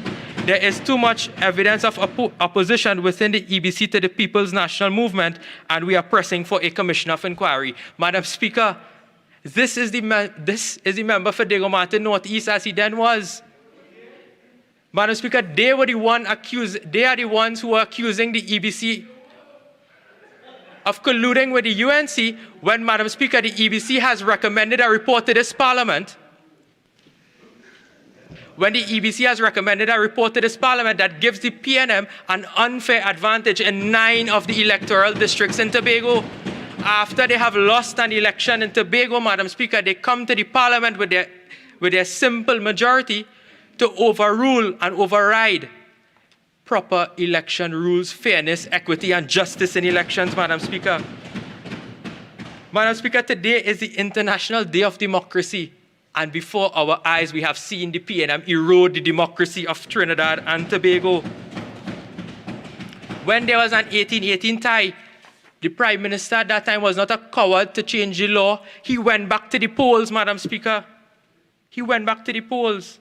So this total undemocratic manner we will not stand for, and we as United National Congress and the opposition of Trinidad and Tobago reject this report of the Elections and Boundaries Commission. We reject it, Madam Speaker. Now is the best time, Madam Speaker, for us to determine whether or not there should be a reform of the Elections and Boundaries Commission. There must be a reform of the Elections and Boundaries Commission. There are many jurisdictions, Madam Speaker, where the Boundaries Commission is separate from the Elections Commission, so that there is no room for any sort of collusion or gerrymandering of any boundaries for any one political party to gain an unfair advantage.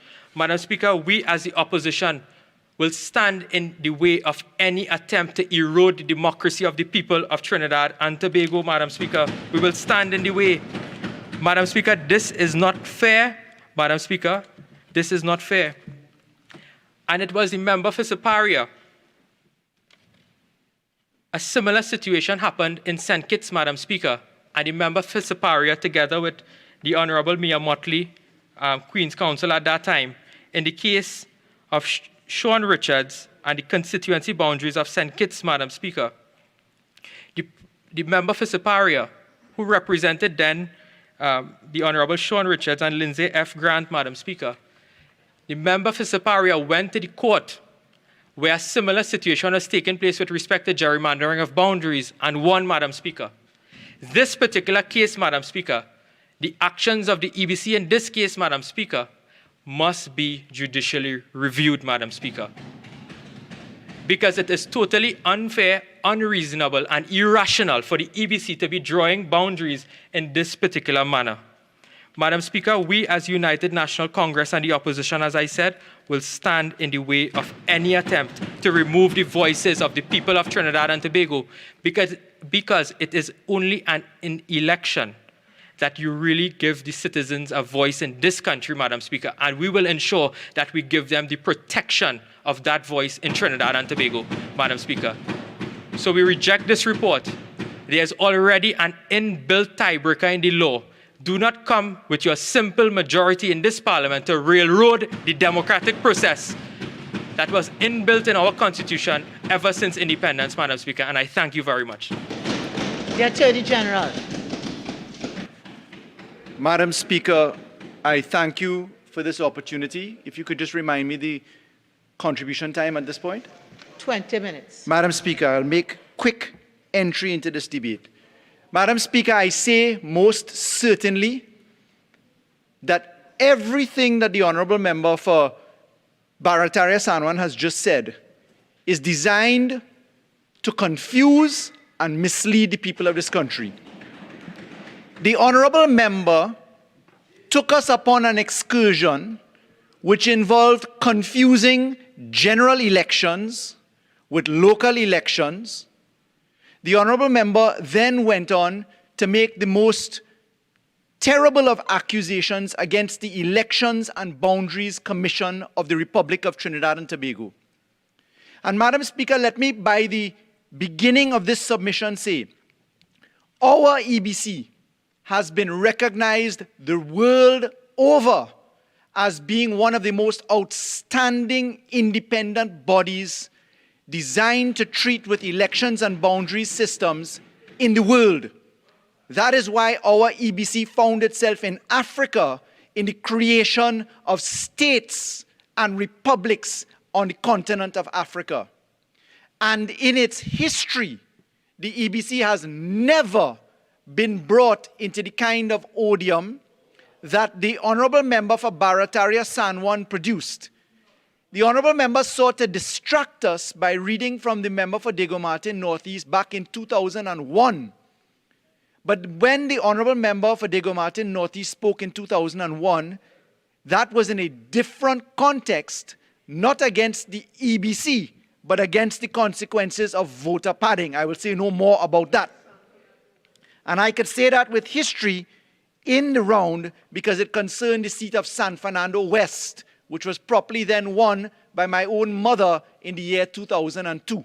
So, Madam Speaker, let's put that straight. But let's get to the law. Madam Speaker, the Honourable Member for Barataria San Juan stood up here and said that the EBC has divided the 12 seats now by further division and addition, creating 3 seats, by creating 3 more P&M seats. And let me disabuse the Honourable Member. There is no such thing in the EBC's calculation set out in law as the P&M or UNC seats.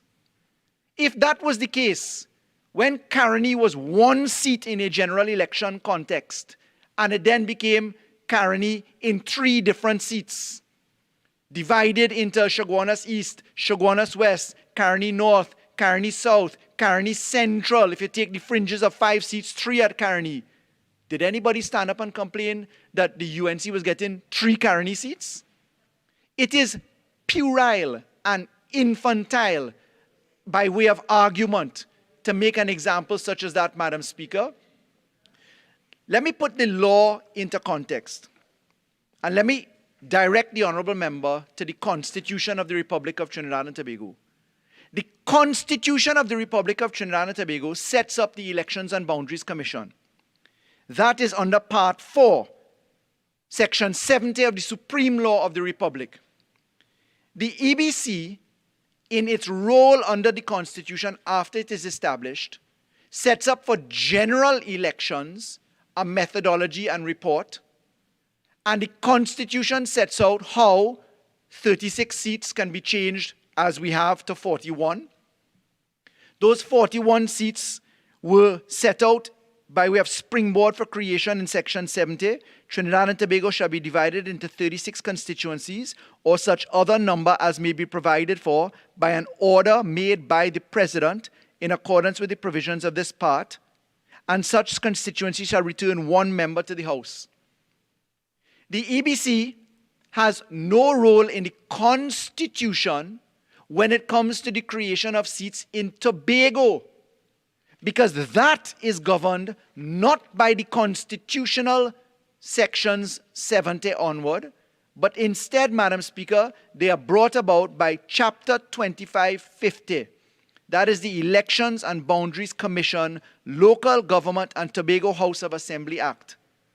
And for the Honourable Member to seek to confuse the country and the Parliament by referencing to the EBC's activity under the Constitution, the Honourable Member makes a mockery of the schooling that we got at law school.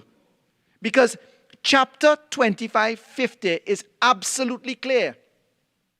And Madam Speaker, when the Honourable Member seeks to say of the EBC that it took instructions from the Prime Minister, because the Prime Minister is in control of the majority of the Parliament as Prime Minister, and the Prime Minister brought a bill to create 15 seats from 12, and therefore because the law was passed in this Parliament, that somehow now reaches to the Prime Minister instructing the EBC to create 15 seats.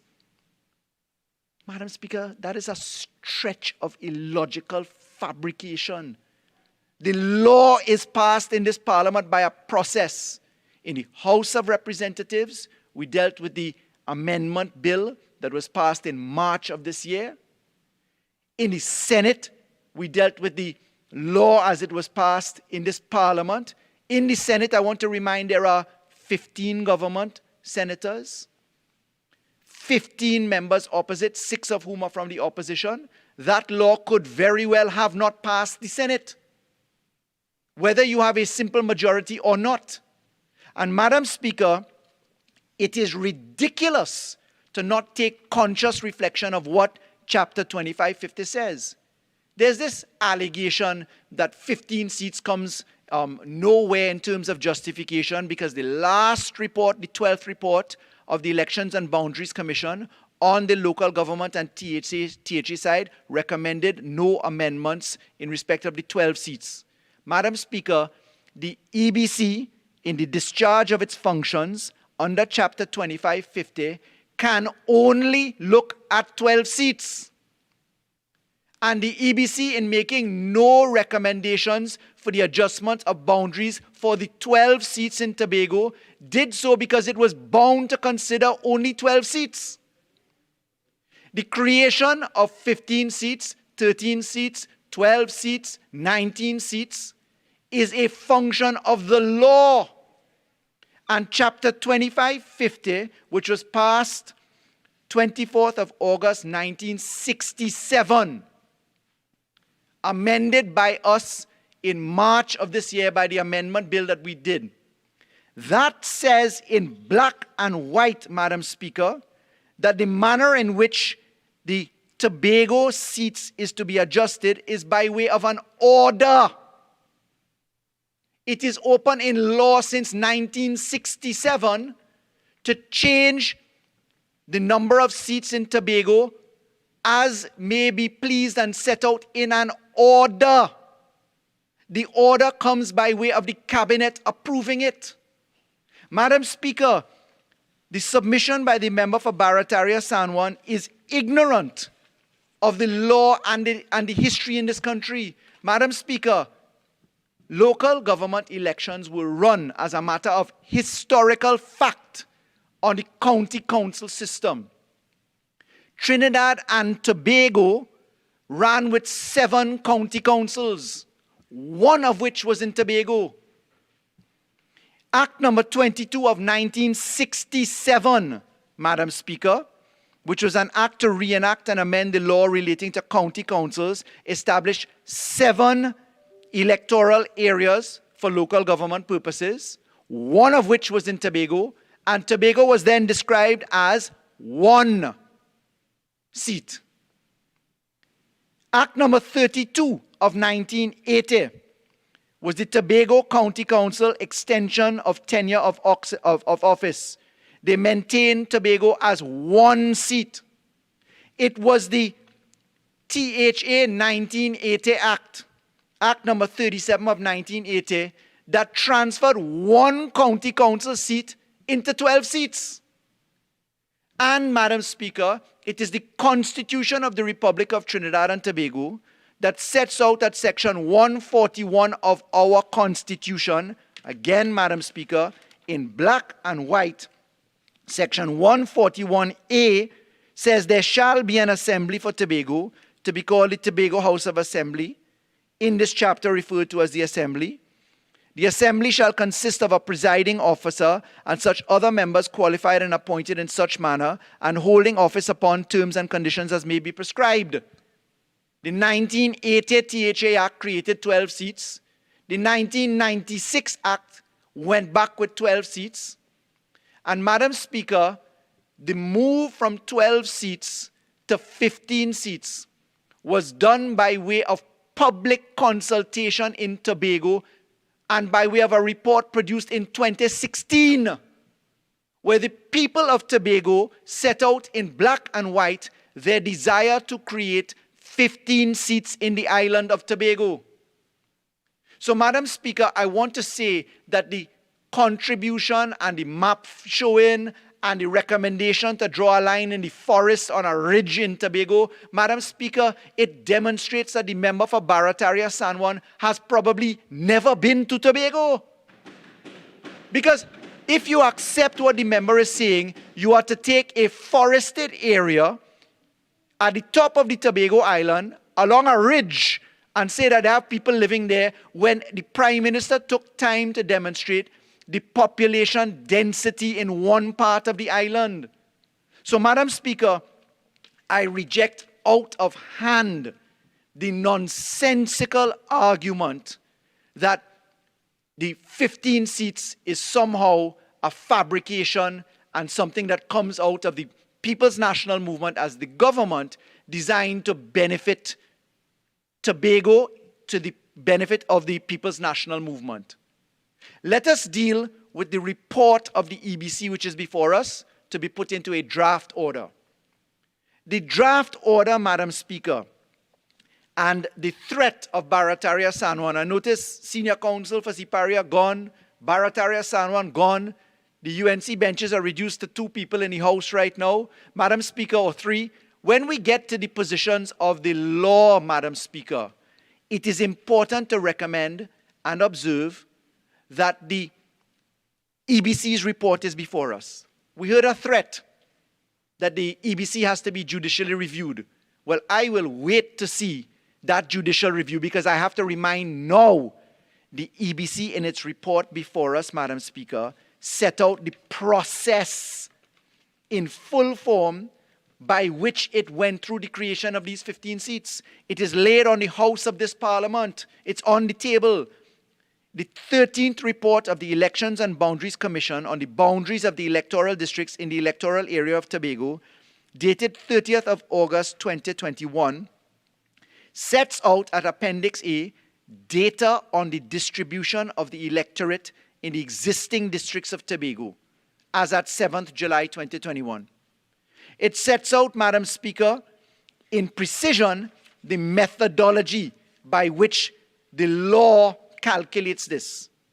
And Madam Speaker, it is important to note that sections 4.1 and 4.2 of the Elections and Boundaries, Local Government and Tobago House of Assembly Act, which we amended in March of this year, sets out that the Commission shall define and review boundaries of electoral districts into which an electoral area is to be divided, and it should show electoral districts into which it is recommended that an electoral area should be divided, in this case now set at 15.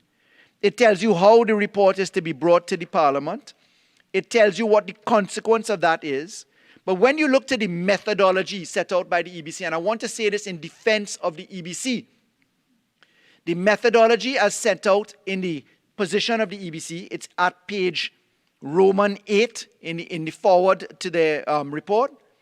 The creation of the 3 additional electoral districts in the electoral area of Tobago was guided by the distribution of the electorate amongst existing districts. The relative difference of electorate numbers between each district is represented in figures 1 and 2. The 5 statistical ranges into which districts were summarized in figure 1 was based on the relativistic classification provided by calculating quintile ranges of electoral numbers where the darker shades indicate a higher electorate. Let me translate that for Barataria San Juan. When you go to the Act 2550 and you go to the methodology which must be referred to, and you see that the second schedule of that law says the number of electoral districts in a regional electoral area in Tobago, there shall be 15 electoral districts in the electoral area, and in the division of electoral districts, natural boundaries, major highways, rivers shall be used. Here's what this one says. The number of electors in an electoral district of a municipal electoral area shall be the number obtained by dividing the number of electors in that area by the number of electoral districts shown, but the Commission may, in consideration of topographical areas, vary such number, provided that in no case shall the number in one area, electoral district of an electoral area, be less than the number of electors, and you come with the 25%. But it says, Madam Speaker, that in dividing the electoral area, you have to, where there is less than 15,000 people in an electoral area, you shall divide it by 5 electoral districts. In other words then, that's where the quintile description comes from in the report. This report deals with the number of people registered in Tobago. The registered people in the Elections and Boundaries structure that we have, in the Representation of the People's Act, you are not registered by whether you are PNM, UNC, NJAC, NAR. That is not a consequence of registration. You are dealing with a statistical and mathematical formula set out in black and white since 1967. And Madam Speaker, for the member for Barataria San Juan to make the scandalous aspersions against the bona fides of our Elections and Boundaries Commission in the manner that he has, I am waiting to see the approach to the court that the member for Barataria San Juan is going with, because I dare say that I doubt that that will ever happen, because the member missed the boat. The Elections and Boundaries Commission, in producing its report, engages in a process. It is set out in the appendix, again in the methodology, of the delimitation and the conversations and the geoanalysis of building infrastructure, densities, and the empirical data used to determine the predominant communities which represent the electoral districts. And Madam Speaker, for the member to deny that a process was undertaken by the EBC and that a process of representation can be made to the EBC, and to all of a sudden arrive here and say that they acted in favor of the PNM because 3 more seats were created in dense areas. Madam Speaker, that is what I call lazy lawyering. Lazy lawyering built on an allegation of scandal. And Madam Speaker, it is just simply to be rejected out of hand. Madam Speaker, the mechanism of adopting the report as reduced into a draft order today, in accordance with Chapter 2550, is designed to put an end to a most undesirable situation. The Tobago House of Assembly has only had the swearing in of assemblymen. It cannot get past the election of a presiding officer. A lot of time was given for that. This law that amended this act was not proclaimed until July of this year, after this Parliament had considered deep constitutional restructuring for the people of Tobago. That matter I will not speak about. It's still in committee stage before this House.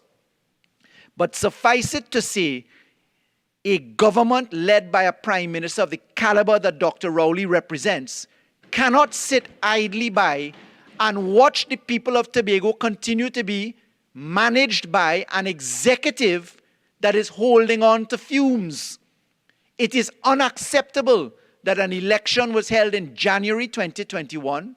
We are headed towards October 2021, and that an executive of the THA is still in place managing the affairs and finances of Tobago without resolution. This is a move to improve the democracy of Tobago.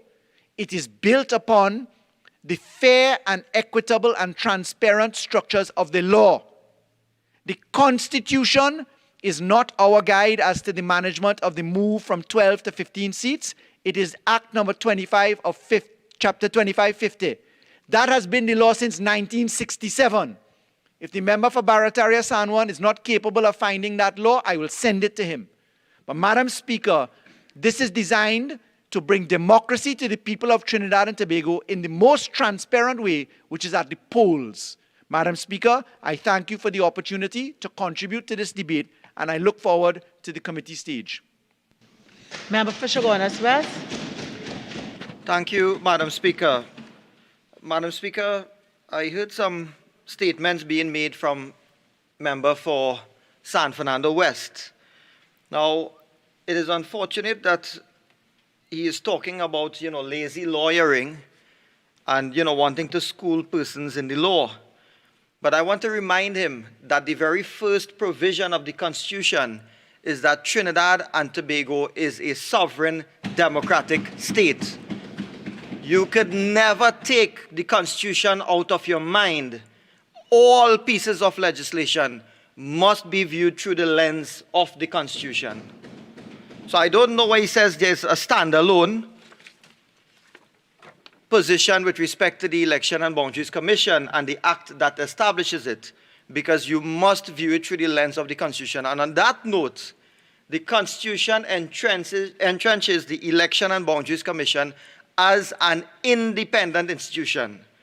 And when we get down to the Elections and Boundaries Commission, Local Government and Tobago House of Assembly, Chapter 2550, Section 4, it is clear that the Commission shall define and review the boundaries of the electoral districts into which an electoral area is or is to be divided and shall submit to the minister reports either showing the constituencies into which it recommends that an electoral area should be divided in order to give effect to the rules set out in the second schedule. That is the starting point. So I want to, first of all, dismiss out of hand some of the comments I have heard from member for San Fernando West because it does not properly reflect the law of the land. And I would want to endorse the deep analysis, and I am grateful to member for Barataria Sawan for that analysis which he has provided to the House, because it is important that if we are debating a report like this, that we devil the details and we get into the nitty-gritty. Now, I myself, Madam Speaker, would like to delve a bit into the so-called methodology which was apparently employed by the Elections and Boundaries Commission in preparing and arriving at this report. And the Honorable Prime Minister did take us to paragraph 4 of the report, page Roman numeral 8. And it is correct that the EBC does cite the relevant law as provided in the second schedule of the Election and Boundaries and Commission Act, Chapter 2550. Now, what it is that we are looking at here, Madam Speaker, is that the law, and I want to look at it a little bit carefully, the law outlines the rules to be used by the EBC in determining the number of electors in an electoral district of an electoral area. So what it provides, and Madam Speaker, I will read it for the record, though I think the Prime Minister did read it as well.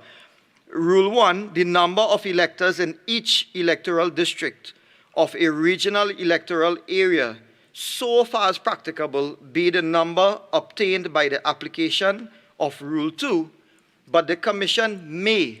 So Rule 1 sets out something very clearly, and then it says, but the Commission may, in the application of Rule 2, have consideration of Rule 3, which it says vary such number, provided that in no case shall the number of electors in any one electoral area exceed or be less than the number of electors in any other electoral district. I go quickly, Madam Speaker, to Rule 2 too, but sorry, before doing so, what I want to say is that in respect of Rule 1, this is the second schedule to the EBC Act, the EBC has been applying this formula, and you would recall by way of at least 2 reports, the last one being the 12th report dated the 8th September 2020. It recommended that there should be no change in the boundaries of the 12 electoral districts. So applying this said second schedule, it was clear that the EBC up to September 2020 made it clear that there should be no changes to the electoral boundaries and the electoral districts. When we move now to Rule 2.2, which was amended essentially, and I don't know why the other side gets, annoyed or vexed over this. When we speak the facts, there's nothing to get annoyed over. When we look at Rule 2.2, which was amended by the PNM government following the results of the last THA elections in January 2021, that is where they begin to say that we are somehow misguiding the population. We are stating facts. But what does Rule 2.2 say? Whereas it was 12 seats, it now says there shall be 15 electoral districts in the electoral area of Tobago. It is a parliamentary fact, it is a fact in this country, that an act was passed by the government in February, proclaimed late thereafter, which removed the 12 electoral districts and now cast it at 15. So despite the EBC saying no need for change in the boundaries, the PNM moved with its simple majority to increase the number of electoral districts. But we move on from Rule 2.2 and we go to Rule 3, which then provides in the division of electoral districts in the regional electoral areas, natural boundaries such as major highways and rivers shall be used wherever possible. And it is instructive to note these provisions. Now, when we look at paragraph 6 again of Roman numeral page 8 of the report, Madam Speaker, it again makes it abundantly clear that it is the increase from 12 to 15 electoral districts which has made the creation of 3 additional districts necessary. These are the words of the report, not the UNC, not us on the side. So when we state that there is an instruction, and I heard the Honorable Prime Minister say that as well, that you're seeking to cure, according to them on the other side, to cure law with legislation. And we are saying the same thing on this side, but what we are talking about is the actual practical effects of what is being done. So when we talk about it is an increase from 12 to 15 electoral districts, and the EBC says this, which has made the creation of 3 additional electoral districts necessary. So it is a fact. Up to September 2020, the EBC's report was, there is no need for any changes. We would not recommend any changes. So I don't know if the EBC, through this document, is sending a coded message when they make that statement at paragraph 6.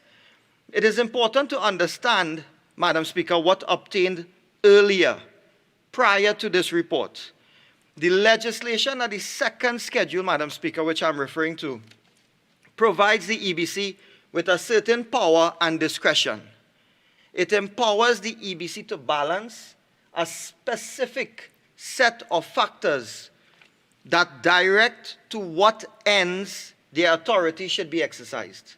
Stepping outside of the statute, and particularly second schedule, will constitute what we are saying on this side, and my friend, my colleague Barataria Sawa was making that point. Stepping outside of the statute will constitute ultra-virus activity by the EBC. So whilst you are giving a legislative instruction, I will display or illustrate how it is you are now forcing them to act ultra-virus of the very act that they are guided by. So while, Madam Speaker, we may seek equality of voting power in our democracy, we accept that when you're dealing with boundaries and delimitation of districts, absolute voter parity is impossible. It is impossible to draw boundary lines which guarantee exactly the same number of votes in each district. We accept that. Voters die, voters move. And even with the aid of, censuses, frequent censuses, voter parity is still impossible. Now, Madam Speaker, because equality of voting power is so important, it is appropriate, and this is the methodology which, as we understand it, the EBC has been using. It is appropriate to set limits beyond which it cannot be eroded by giving preference to other factors and considerations. And this is where the 25% limit applied to the electoral districts. This is what Rule 1 of the second schedule contemplates, Madam Speaker. Now, when we look at Rule 3 only permits deviations which can be justified on the ground that they contribute to better government of the populace as a whole, giving due weight to geographic factors. And that is where they say mainly natural boundaries such as major highways and rivers. So the EBC has a discretion which permits them to keep voter parity paramount, that is the Rule 1, in any redistribution, while integrating geographical concerns in their final decisions, that is the Rule 3. So when we turn to the methodology now, there's a rubric heading there, methodology, on Roman numeral 8, page Roman numeral 8. When we look at that section of the report before us, it is clear that when we look at paragraphs 7, 8, 9, 10, and 11, that the EBC went beyond the power and discretion permitted to them under the EBC Act second schedule. So for example, Madam Speaker, there are no provisions for delimitation of electoral districts utilizing factors such as community fragmentation. There is none. I have just read the actual schedule itself. So there is nothing that provides for taking into account the breaking up of communities. Now I know somebody coming thereafter on the other side will want to say, and they will jump up, they say you cannot realistically want to split up a community and that community fragmentation is an obvious factor to take into account. I know they will come and say that. But the point I am making, Madam Speaker, is the EBC Act does not allow it to take into account these factors. In other jurisdictions, it is legislated for. So by insisting that the magical number 15 must be arrived at, Madam Speaker, without anything more, you have effectively put the EBC in a position of acting ultra-vires the law, which allows them to declare boundaries and districts. Madam Speaker, in public law, I see the member for San Fernando West is in the chamber still, but in public law, he wanted to, school people in the law and whatever else. He referred to some conscious reflection of the law, etc. in public law, what we consider this as is that you are infringing the ParlView principles of law, simply meaning that what the EBC is being forced to do here is that they are engaging in an inconsistent application of methodology, and they are exercising a discretion in a manner which goes against the policy of the EBC Act. This is what Member for Barataria Sawan was pointing to. When he was looking and delving into the details, this is exactly what he was pointing to, that you have an inconsistent approach being taken by the EBC. So, Madam Speaker, on that note, even if we were to say, let's take into account community fragmentation and some of these other spatial distancing and whatever else, district nomenclature was informed by the geostatistical analysis of building infrastructure, densities, etc., etc. Madam Speaker, if we take all of these things into account, on the point of community fragmentation, even if it is accepted as a tenable factor, I'm saying no, it is not. You have to go within the ambit of the Act. This EBC report is totally devoid of details. So therefore, we must presume that there was absolutely no consultations with the people of Tobago. So you see, Madam Speaker, it would be impossible for the Commission to appreciate the interests of the various and diverse communities and the range of concerns of the people of Tobago simply on the basis of the knowledge and the personal experience of members of the Commission. Madam Speaker, you would recall that there was no proper consultation with the people of Tobago on self-governance. And here again, we have an instance of no consultation. So I heard my friend on the other side talking about 15. Well, I don't know, I feel like they don't like to talk to the people of Tobago. How is it you can cherry pick? And that's why we say cherry pick. There were other recommendations in that 2016 report which he refers to, which the people of Tobago up to this day are complaining that did not find its way into the last report into self-governance. So, Madam Speaker, I leave that there.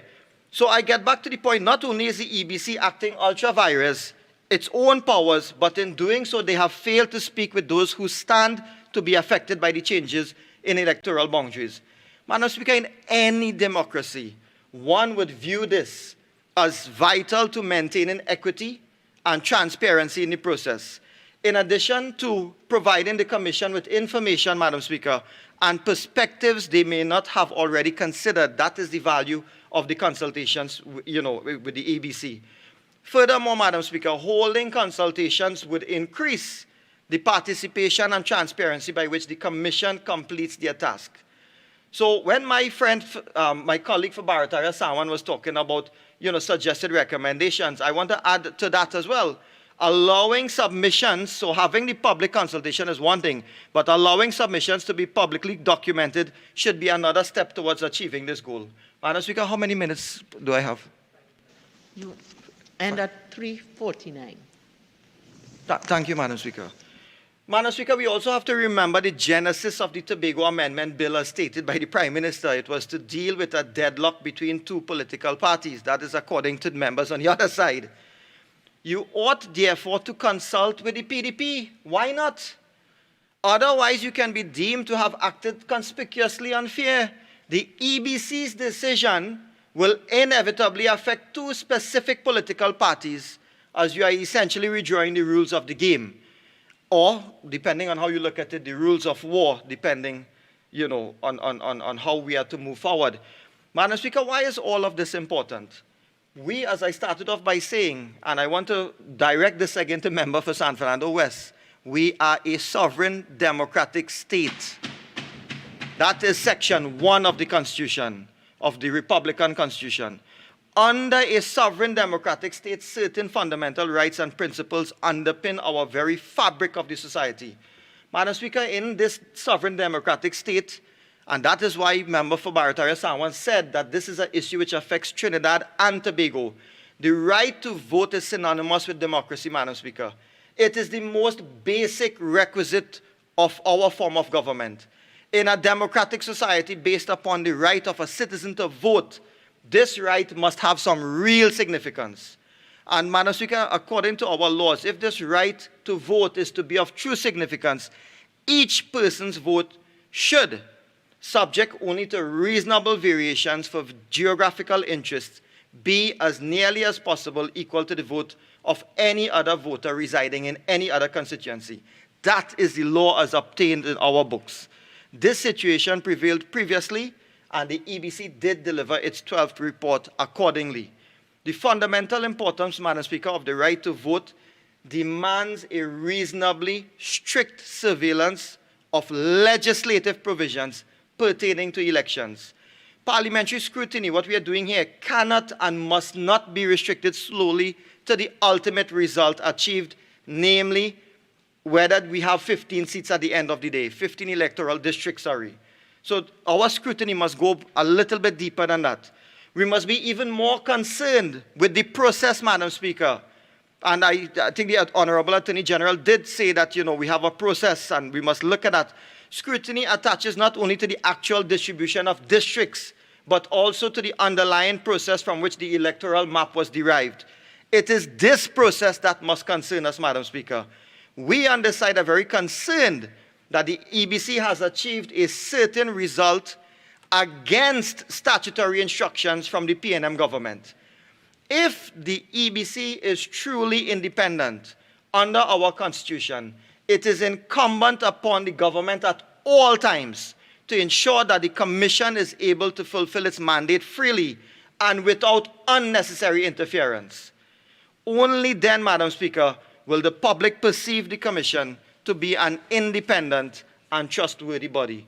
It is an affront, Madam Speaker, if I may say, to any sovereign democratic state for the legislature to undermine the jurisdiction and authority which members of the public would reasonably expect of the Commission to possess. So, Madam Speaker, I say all of this. It is a very serious matter that we are dealing with. And I don't think we should play lightly with the fact that, yes, we have a report from the EBC. It says 15, the law says 15, and they just went about to fulfill 15. The process is very instrumental. Madam Speaker, this whole matter, the manipulation of electoral boundaries, which my friend, colleague for Sarah Barataria, spent a lot of time on, and I want to endorse what he has said. The manipulation of electoral boundaries for partisan purposes is a concern in any democratic context. The creation of voting districts in the manner that I have described, with specific reference to second schedule, and what my friend has put out in terms of developing the details, to bolster a weak basis of political support is a form of bad faith and an abuse of power. Madam Speaker, it goes without saying when we're dealing with elections and election boundaries, etc. Partisan gerrymandering means the deliberate design of electoral boundaries in order to maximize the competitive advantage for one political party or candidate against others. So I want to ask the rhetorical question as I end, Madam Speaker. Having heard all that has been said and done on both sides, can we honestly say, Madam Speaker, that the EBC order before the House does otherwise? Madam Speaker, with these few words of contribution, Madam Speaker, I would like to thank you for the time. Member for Tobago West.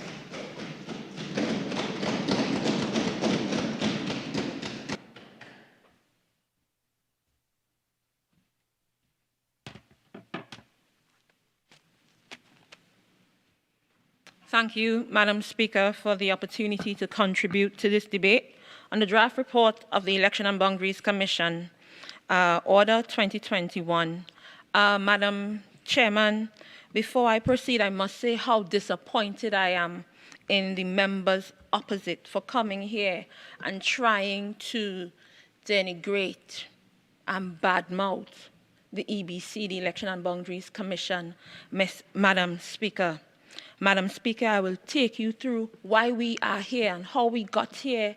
Madam Speaker, they are very well aware. So many lawyers on that side, but instead of getting here and informing and educating the people of Trinidad and Tobago, they have chosen once again to play petty politics, to tell stories far from the truth, Madam Speaker, and mislead the people of Trinidad and Tobago. Madam Speaker, this piece of legislation, or this order, Madam Speaker, will pave the way for new and fresh Tobago House of Assembly elections. Here we are, we know about the deadlock that would have taken place, and we are now prepared to do what is necessary to resolve this unprecedented situation. This is not the first time we have had a tie in elections in the country, Madam Speaker. You would remember the 1717 tie when the NAR came forward in 1995 and broke the tie, and then again the 1818 tie. This has never happened in Tobago. So we haven't had to make law to treat with the Tobago House of Assembly. The laws of Trinidad and Tobago provide for the Prime Minister, whenever there is a tie or a situation like this, Mr. Manning could have called an election the following day. The Prime Minister of Trinidad and Tobago could dissolve the Parliament and call an election when necessary. All laws of Trinidad and Tobago does not provide for the same in the case of the Tobago House of Assembly or in the case of the Chief Secretary, Madam Speaker. So there was a lacuna in the law. So we didn't have the necessary provisions to treat with this matter as it relates to Tobago and the Tobago House of Assembly. So we had to do what is necessary as a responsible government, where the law is not applicable or doesn't treat properly with a situation, to amend law. That is why we have a parliament. No specific law is written in stone. And when situations arise, we come back to this same parliament, the Parliament of Trinidad and Tobago, to make the necessary law to treat with the situation. So to come here and to try to fool the people of Trinidad and Tobago to make us feel like the government did something wrong or the EBC did something wrong, those people on that side gave themselves silk. They should know the law, Madam Speaker, and they should know very well that the laws of Trinidad and Tobago does not provide the same powers for the Chief Secretary as it does for a Prime Minister to dissolve the Parliament at any time. So what were we expected to do as Tobagonians? Wait out the 4 years? And even in doing so, we didn't have a functional Tobago House of Assembly. Here we are 8 months later, Madam Speaker, and the Tobago House of Assembly has not been properly constituted. No presiding officer, no minority leader, no majority or minority councillors. They cannot meet. The development of Tobago is in limbo. We have a holdover executive council waiting for the situation to be resolved. We try all kinds of approaches, trying to have them move forward peacefully until the internal self-government legislation is passed, power sharing arrangements and so on. And to this day, they couldn't come to a place where they could move forward peacefully and in keeping with the law. Those who are from Trinidad and don't have to be bothered by that in Tobago, you could stand at the side and say, oh, let's just see how it plays out. But that doesn't augur well for the development of Tobago and Tobagonians. As a responsible government, it is our business, it is our duty to do our research, to find the necessary advice, and to do what is necessary for the people of Tobago to go back to the polls. Hence the reason we came here in February, brought this piece of legislation, had it passed. How did we come up with 15 seats, Madam Speaker? We know very well from that debate and from participating in the Internal Self-Government Joint Select Committee that this had been what was proposed by the people of Tobago from years of consultation, over 10 years of consultation, of which I have been a part. And the report that was sent to the Parliament in 2016 for 15 seats for better representation and to create an odd number for the people of Tobago, that is not the government's position. That was the position of the people of Tobago. And we came here to this Parliament and passed that legislation. So I just find it so disingenuous, and I'm so disappointed that even in this day and age where there is access to so much information, that those who are lawyers and those who are experienced in this Parliament and have gone as far as to give themselves silk and would have even tried to get Tobagonians to pull a straw, to pull straws. Tell me, Madam Speaker, in 2021, in a modern democracy of educated people, where we are seeing elections and democratic processes taking place all over the world, and you would come to a people of 50,000 plus educated people to tell us to pull straws in 2021? Madam Speaker, that's a no. That is a no. And anybody who prescribes or recommends that cannot be sober or sane, and we reject it, we condemn it. That must be decried, Madam Speaker. So, Madam Speaker, I'll tell you also, I hear the member for Barataria saying, we in Trinidad, you have 41 people in Trinidad speaking about what should happen in Tobago. It's not right for 41 people in Port of Spain to speak, to decide what happens in Tobago. Madam Speaker, this is the government of Trinidad and Tobago. This is the Parliament of Trinidad and Tobago, Madam Speaker. And this is where laws are made, this is where laws are amended, this is where laws are improved and changed. It cannot happen anywhere else. When we brought to this Parliament the Joint Select Committee and the legislation to allow the Tobago House of Assembly under this bill that was brought to the Parliament earlier this year, in June, July, Madam Speaker, to give the Tobago House of Assembly and the people of Tobago under Schedule 2 the opportunity to make laws for their Parliament or their Tobago House of Assembly, the opposition abdicated their responsibility. They walked out on the process, Madam Speaker.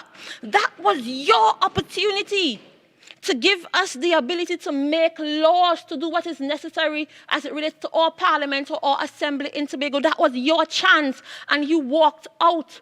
You turned your back on the people of Tobago. So to come here and say you don't understand how 41 people in Port of Spain making decisions for people in Tobago, that is disingenuous, and that is hypocrisy, Madam Speaker. Madam Speaker, I want to say that we are elected, Ayanna Webster Roy in Tobago East and Shampa Kojo in Tobago West, elected overwhelmingly also, Madam Speaker. We speak for the people of Trinidad, of Tobago, and Trinidad and Tobago, Madam Speaker. And when it's time to make decisions and to speak and to represent, we are present, Madam Speaker. We did not walk out here of this Parliament. We spent long days in Joint Select Committee working on behalf of the people of Tobago, unlike those opposite who walked out, Madam Speaker, much like what they did in 2013, gallivanted themselves all over Tobago with the TOP, and on the night of the January election in 2013, they left Ashworth Jack there, cold pilau, hot beers, as they scuttled their way back to Trinidad. They abdicated their responsibility and turned their back on Tobago, much like they are doing now, Madam Speaker. So there is much talk about 25% of the electorate voted for the PNM, and that is not enough for the PNM to speak for Tobago. If not the People's National Movement, who have represented and spoken on behalf of Tobago, who Tobagonians chose for the past 20 years, then who? Ayanna Webster Roy in the East and Shamfa Kojo in Tobago West, who have been voted in not once, but twice. This is our 6th year where the people of Tobago have expressed their confidence in us. If not the members of the People's National Movement, then who? It certainly cannot be the members of the UNC, Madam Speaker, because after they left in 2013, many of them did not reach... One, please. I'm trying to understand the report, the EBC report. Please continue. Many of them did not return, Madam Speaker, after they left in 2013. If they had returned, Madam Speaker, then the member for Barataria would have known that, one, that polling division that he's speaking about in Lambo that moved to the Canaan Bonaccord, to the Canaan area, Madam Speaker, the People's National Movement, not even in the days of William the Conqueror, we did not win that polling division. So how could that be to our benefit, Madam Speaker? He would have also known that he's asking us, why wasn't Mason Hall, Providence, Moriah split up? And the EBC said so in its report on pages 8 through 10. Why? If you know the terrain of Mason Hall, Moriah, you know why it was critical to keep them together. And if you try to separate it, what would happen? I'm from Mason Hall, Madam Speaker. And then a member of Barataria pulls out his map and is recommending that the EBC should create an electoral district in the main ridge, Madam Speaker. In the main ridge, Madam Speaker, the main ridge is the oldest forest reserve in the Western Hemisphere. The third highest as it relates to biodiversity in the nation. 350 different plant species, 12 endemic to the area, Madam Speaker. Nobody lives there. So to recommend to the EBC, oh, pulling out your map, places you have never been, because they encourage their fans and their supporters not to visit Tobago and not to participate in Tobago tourism. So all he knows is the map. And all they know about Tobago is to wear green on the days that we are going to debate anything related to Tobago in support of the PDP, because you sense a little power, you sense you'll be able to ride the PDP back to leadership in Tobago, Madam Speaker. And that is all they know. They don't care to learn, but they want to lead. And that, Madam Speaker, is just really, really, really disappointing. So we as government, Madam Speaker, we have done our duty to come here and to change the legislation to do what is necessary. We have done our homework. Tobago West, Madam Speaker, I hear them saying that the EBC is working with the PNM to gerrymander and to split up Tobago West. If you know anything about Tobago, it's the most densely populated area of the island, Madam Speaker. And in Tobago, there is no safe seat. You see, you could speak the language, they can speak the language they speak because they don't know or understand the people of Tobago. We are educated as it relates to exercising our votes. Madam Speaker, I'll tell you, when I first ran for Tobago West in 2015, the TOP was rolling heavy in Tobago East and Tobago West, but we had to do our homework and present the best candidates to the people of Tobago East and West, and we won those seats and they voted for us again. In Tobago, the PNM was out of office for over 20 years. The Tobago House of Assembly was established in the 1980s, in 1980, Madam Speaker. It wasn't until 2000, 2001 that we got to lead the Tobago House of Assembly. And since then, the people of Tobago has expressed confidence in us for over 20 years after. So we had spent our time in the valley. But we did our homework because we know that you get what you work for. So we walk the length and breadth of Tobago. It's about listening, it's about learning, it's about keeping in touch. And today, more than ever, it's about remaining informed and helping constituents to be informed too. Because that is the biggest fight that we fight today. Miseducation of the electorate, fooling people. And I can tell you, Madam Speaker, we in the PNM, we have some work as it relates to that. Because we say, okay, the PNM machinery is tried, tested, and true, and people would figure out sense from nonsense. But after Cambridge Analytica, if you think that has passed, and that fooling of the electorate has passed, it is alive, well, and kicking with all the fake news that they push through Trinidad and Tobago day in, day out, Madam Speaker. So we have work to do on our side, too. Even in walking and talking to people and hearing the things that the opposition have told them and they believe, we have work to do too, and the old PNM way would not work as it relates to that.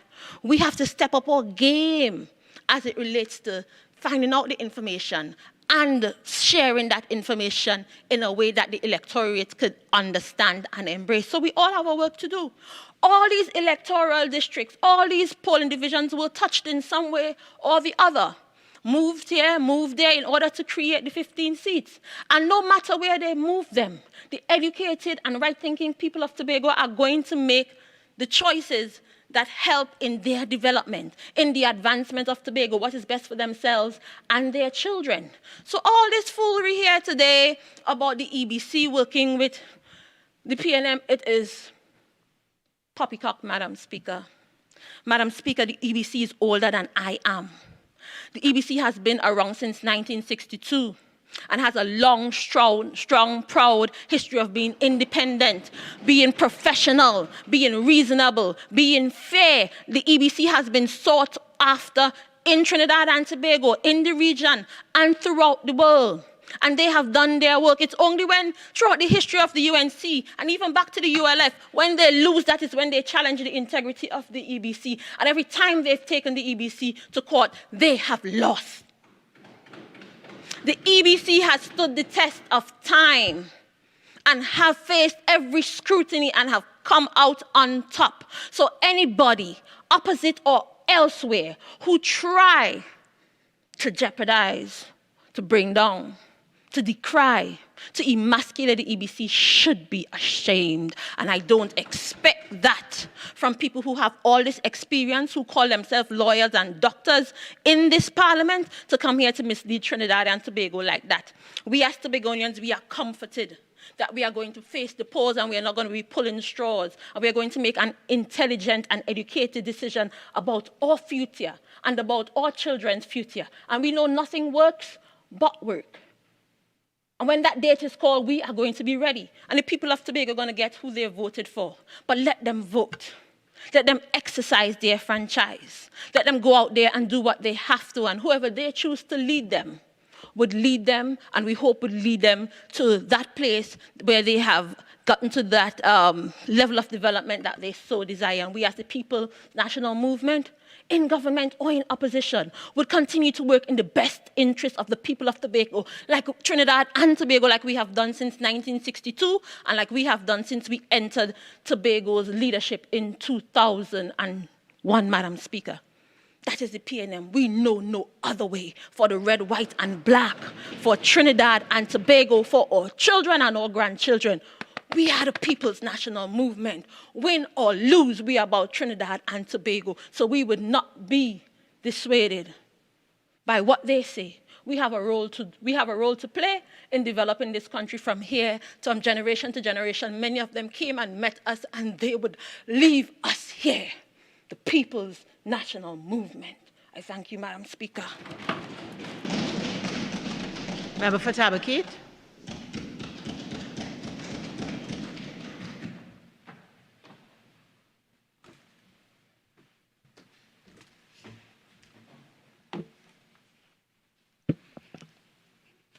Thank you, Madam Speaker. I thank you very much for the opportunity to join in this very important debate. And I'm coming in after a very impassioned speaker. But today, Madam Speaker, we've been asked to, as a House, consider the draft report of the Elections and Boundaries Commission. The report is before us today, and I think that the member for Tobago West missed that fact, because the entirety of her contribution here today, I believe, was the beginning of a campaign speech. But I'll tell the member for Tobago West, I happen to wear green because I find I look nice in green, and not for any other reason. I also wore green on December 2nd, 2019. That was a local government election in Trinidad and Tobago.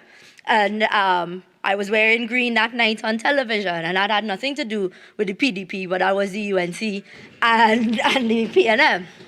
And so, I mean, not to take a very serious debate into the realm of nonsense, but just to set the facts straight, because as we go forward, I don't want people assuming that there was any basis of fact. And so the Attorney General, Madam Speaker, the Attorney General today came here and told us that never in his life, the member for Tobago West repeated it, never and never in their lives have they heard anybody speak about the EBC in this manner. They were trying to cast aspersions on the UNC and how we relate with the Elections and Boundaries Commission. And that's why I started by saying what we're doing. We are debating a draft report from the Elections and Boundaries Commission. And so therefore you are assessing certain things as a responsible House of Representatives. And for both member for San Fernando West and the member for Tobago West, it is not unusual for this House of Representatives to take a very clinical reflection on the actions of the Elections and Boundaries Commission, because it directly impacts not only our space here, but it impacts our democracy. And today being the International Day of Democracy, this allowed for a very clinical examination of an important independent institution of this country. And I found it strange because the Attorney General sits next to the Prime Minister. And the Prime Minister could have told the Attorney General that The Prime Minister himself is a champion of making sure that we reflect on the Elections and Boundaries Commission in a manner that allows for the democracy of Trinidad and Tobago to prevail. Could have told him that and spared him the embarrassment of the opening of his contribution. Madam Speaker, the member for Tobago West could have spoken to Diego Martin Northeast, who spoke in a private member's motion in this House that examined the Elections and Boundaries Commission and calling for a public commission of inquiry into the action of the Elections and Boundaries Commission. That motion was brought by the member for Diego Martin West. Member for Diego Martin Northeast contributed. The member for Laventille West contributed. There is a system in this House, Madam Speaker, that allows us. And let me tell you, the one thing I have learned, new as I may be to politics, is that people don't like political hypocrites. So do not stand up here. Do not stand up here and tell me that all of a sudden, the discussion about the Elections and Boundaries Commission in a motion that debates a draft order from the Elections and Boundaries Commission, which I'll get to in some more detail, that the Elections and Boundaries Commission is off limits and that we are in some way doing a disservice to the people of Trinidad and Tobago. That is absolute rubbish, Madam Speaker. And so, you talk about a logical fallacy. The Attorney General suggested that it was a stretch of logical fabrication to talk about where the seats are, where the boundaries are drawn and whatnot. So if that is a stretch, I would like to propose that the Attorney General's contribution was advanced yoga, because he was reaching and stretching all over the place in that contribution, Madam Speaker.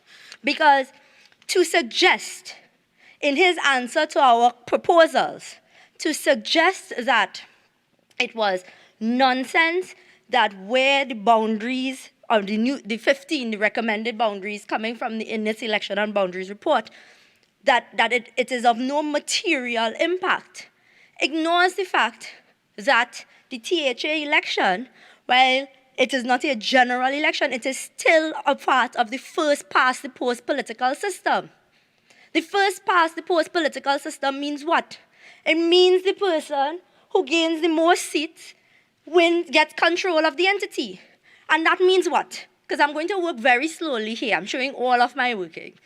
It means that where the seats are located matters. It absolutely matters where you pull the boundaries. And so all of this stretching and reaching and ignoring the actual facts put on the table by my colleague for Barataria Sawa, Madam Speaker, it just shows a level of political hypocrisy that we cannot ignore. That we cannot ignore.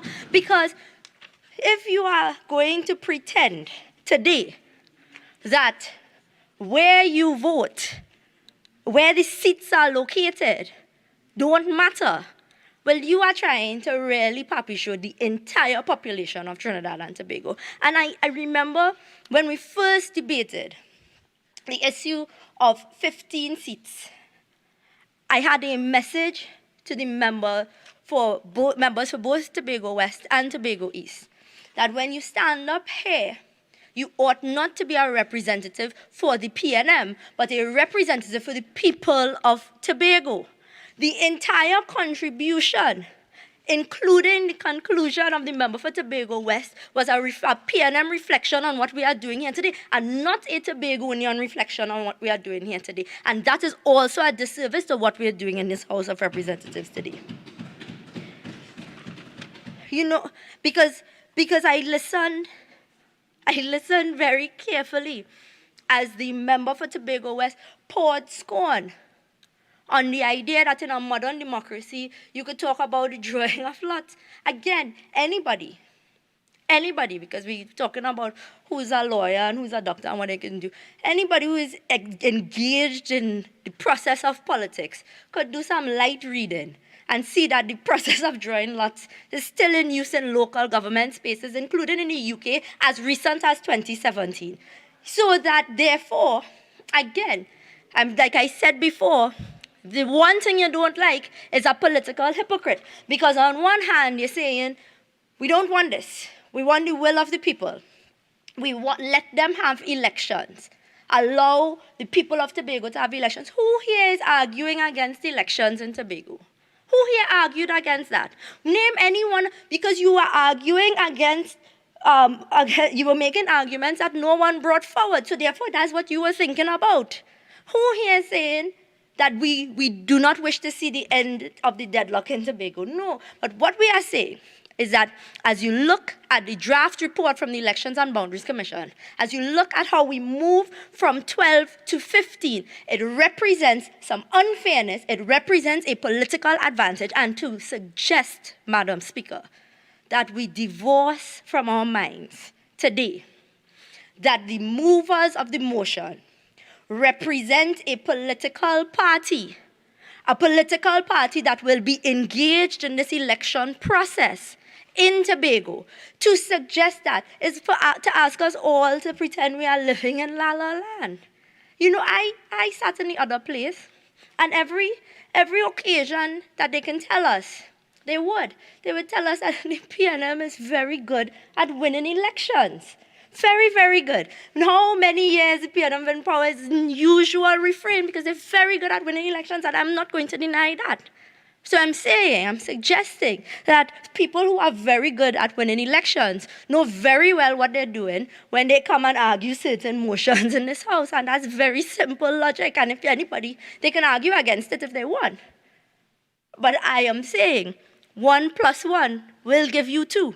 So, Madam Speaker, I say today, as we discuss on the International Day of Democracy, whether or not the move from 12 to 15 is truly beneficial, whether it came from the JSC report and how they arrived at it. The fact that we have to ask ourselves is, does it represent, will it give a political advantage to one entity or the other? And that are we, as a parliament, willing to endorse this space? And, Madam Speaker, I urge the members across the floor, what you've said before exists on the internet. As the member for Tobago West told us, it's 2021. There was a time when what goes on in this house, nobody saw it, right? I believe we celebrated now the Parliament channel that they seen you on TV, right? They seen you live on the internet right now. So be careful what you're doing and what you're saying. And also remember that you could find Hansard debates very easily.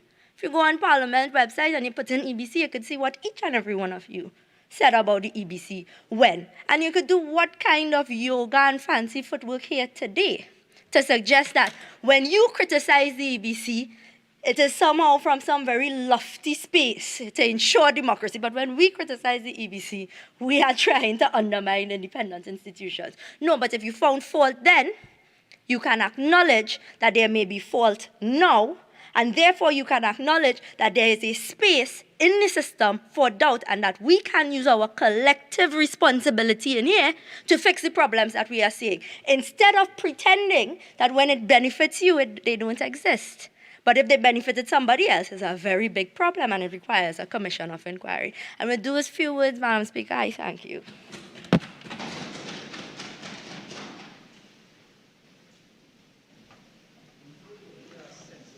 Member for La Hoketa, Talpal.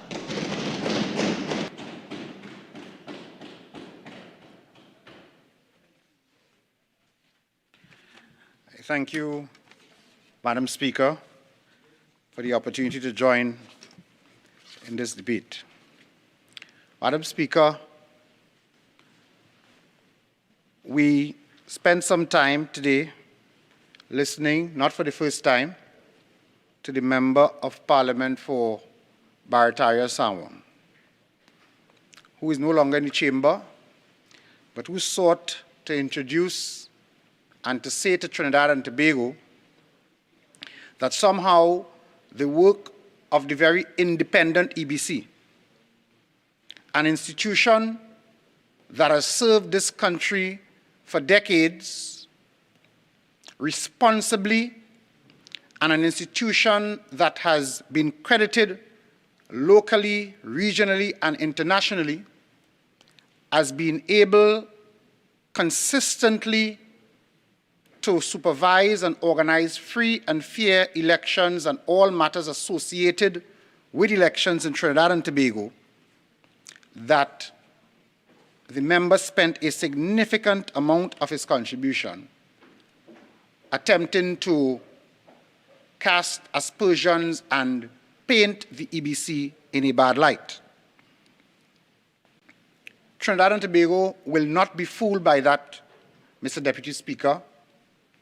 We saw the display of a map showing the location of seats and an attempt to suggest that somehow the EBC had put the arrangements for these new seats in a way to favor the PNM.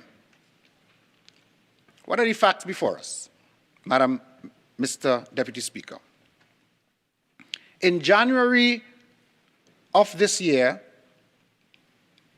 the THA elections were held and produced a result of 6-6, a 6-6 tie.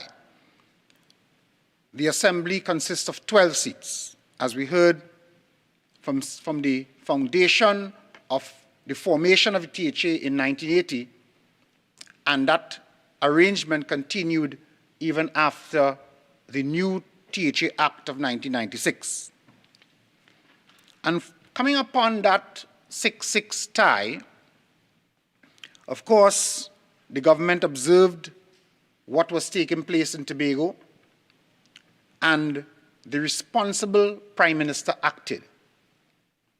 In the first instance, by having a discussion with the elected officials to see how best these officials, having been elected, could find some common ground in electing a presiding officer and following upon that to get a chief secretary in office and an executive council to run and manage the affairs of the Tobago House of Assembly. And following that move, the elected members were unable to do so. That is what the UNC should be reminding the citizens of Trinidad and Tobago, not coming here to attack the Election and Boundaries Commission.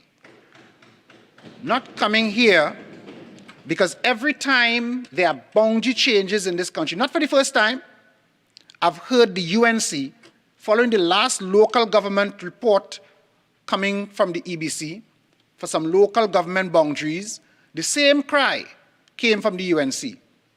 Well, they take away the polling division here and they shift this here in favor of the PNM, and there's always that kind of excuse before the election. Whenever they know they're facing sound defeat, they try to make an excuse beforehand. Now, they don't contest any elections in Tobago. The last time they went to Tobago, the PNM won all 12 seats. They just show their face in Tobago, and Tobagonians understanding what a corrupt bunch of individuals they constituted, voted resoundingly for the People's National Movement. So now they don't go to Tobago anymore. They stay in Trinidad and try to support anybody in Tobago who they know does not support the PNM. And so all of these excuses you are hearing now is the UNC making excuses beforehand because they know that the PNM has the support of the Tobago electorate and we will win the next elections. That's what is happening. Following upon the discussion with the elected assemblymen, they could not arrive at a decision. And the government, led by the Prime Minister, introduced the amendment bill to allow the THA to be dissolved and to give the legal authority to the EBC to embark upon a process of restructuring and reorganizing the boundaries to ensure that if we go back to the polls and when we go back to the polls, that a tie would not be a possibility and we would not end up in the same situation that we were in before. And that is responsible government. That is what you do when you are faced with a situation. You take responsible action to bring an end to that and to allow for the business of the island of Tobago and the business of Trinidad and Tobago to continue. Because, Mr. Deputy Speaker, Tobagonians must go back to the polls as soon as possible to resolve this deadlock in the Assembly. It cannot continue the way it is. And when, therefore, the member holds up a map showing that Tobago West in red and Tobago East in green, and therefore the EBC placed the additional seats in the West because they like the PNM and they don't like the PDP or the UNC, it just makes absolutely no sense. It makes absolutely no sense. My son, who is 4 years, will ask me, Daddy, what he talking about? It just makes no sense whatsoever. Because at the end of the day, these decisions in terms of the boundaries, the major consideration is that there must be people in the seats. So that if the population is weighted in the West, and that is the area that is more densely populated, why are you trying to suggest to Trinidad and Tobago that the boundary should be drawn to cut seats in the East where it's bush and forest? Who going to vote? Bush meat, wild meat?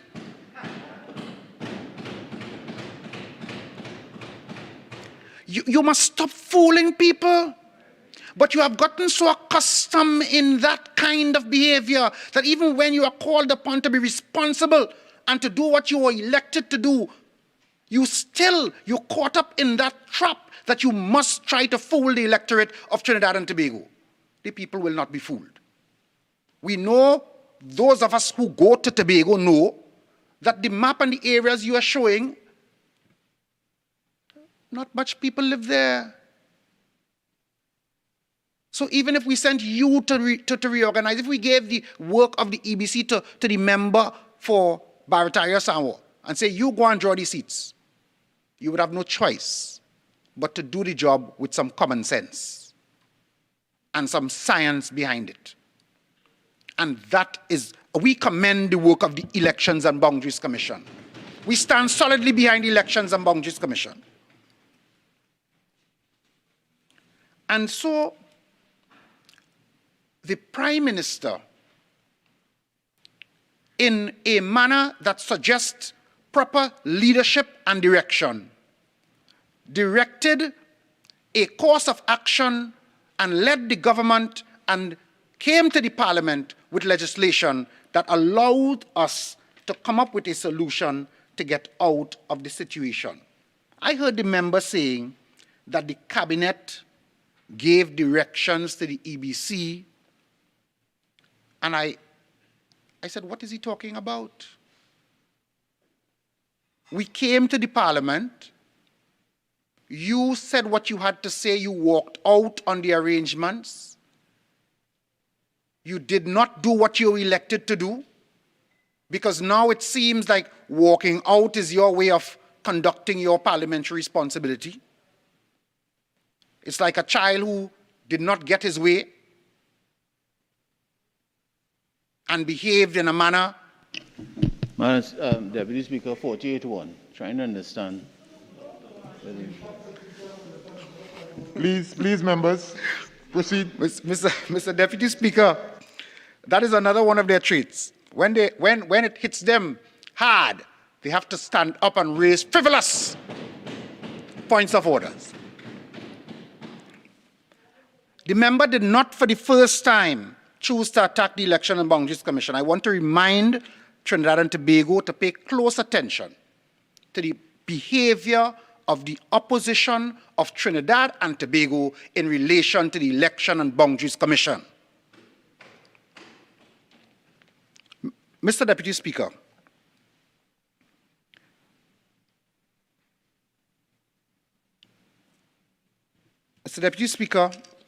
the record will show that the UNC, this Trinidad party, and I call them a Trinidad party because they do not contest elections in Tobago. I want to remind Trinidad and Tobago that the UNC does not contest the THA election, and they do not contest the general election in Tobago. I don't know where this newfound love comes from Tobago, but the proof of the pudding is in the eating. If you love Tobago so much, I hope to see representatives from the UNC contesting all 15 seats in the next THA election. We wait to see that.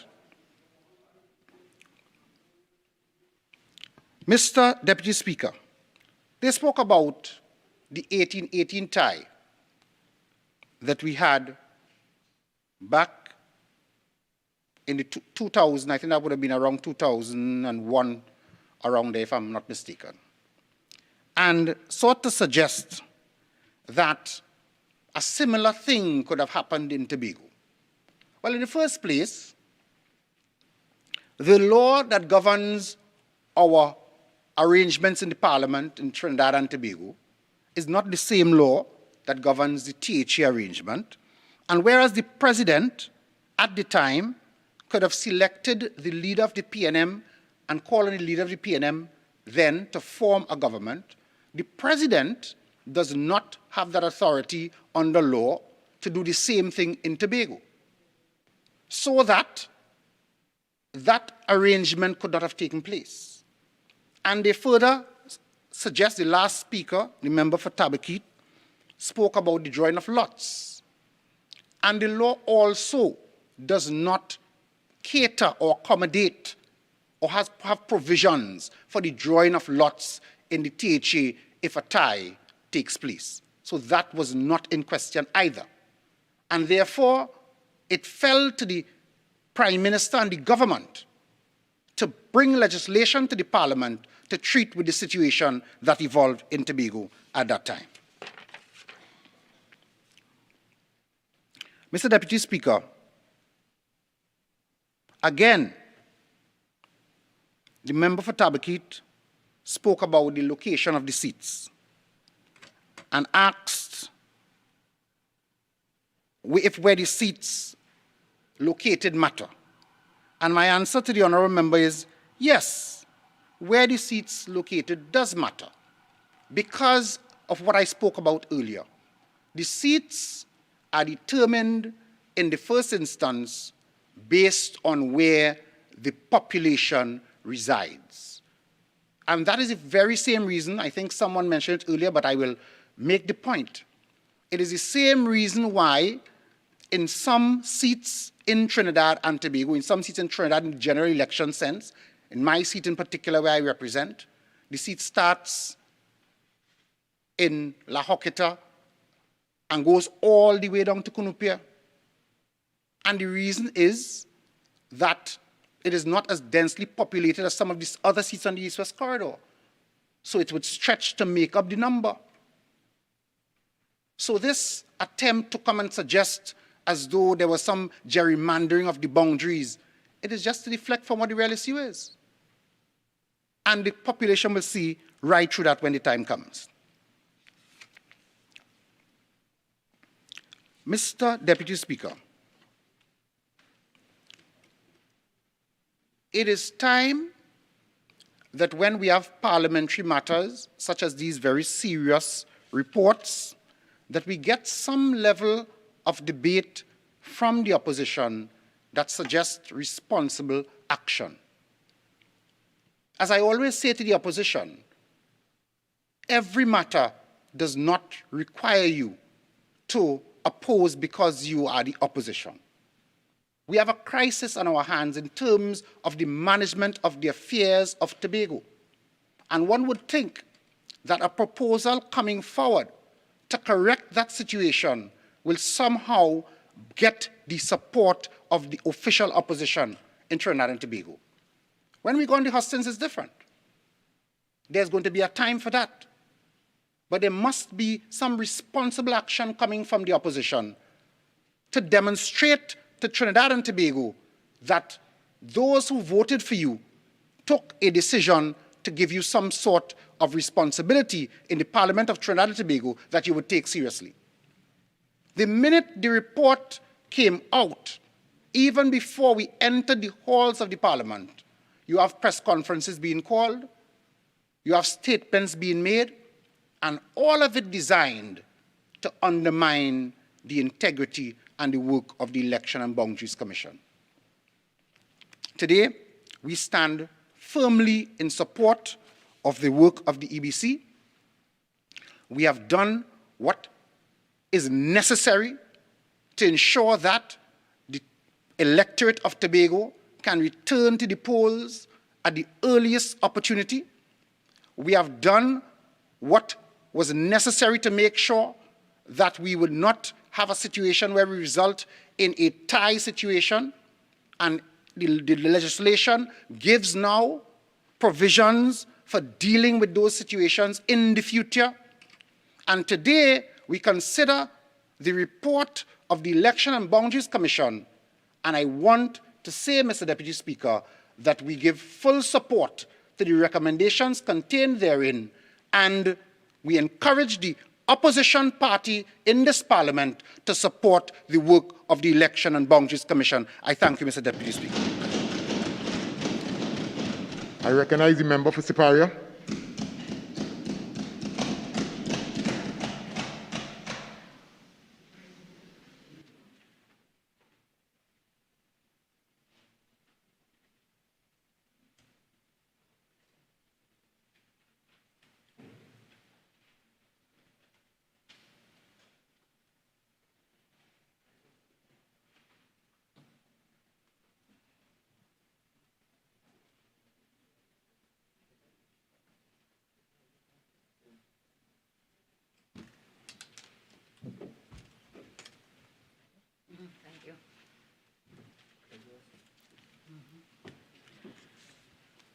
Thank you very much, Mr. Deputy Speaker, for permitting me to join in this very important debate.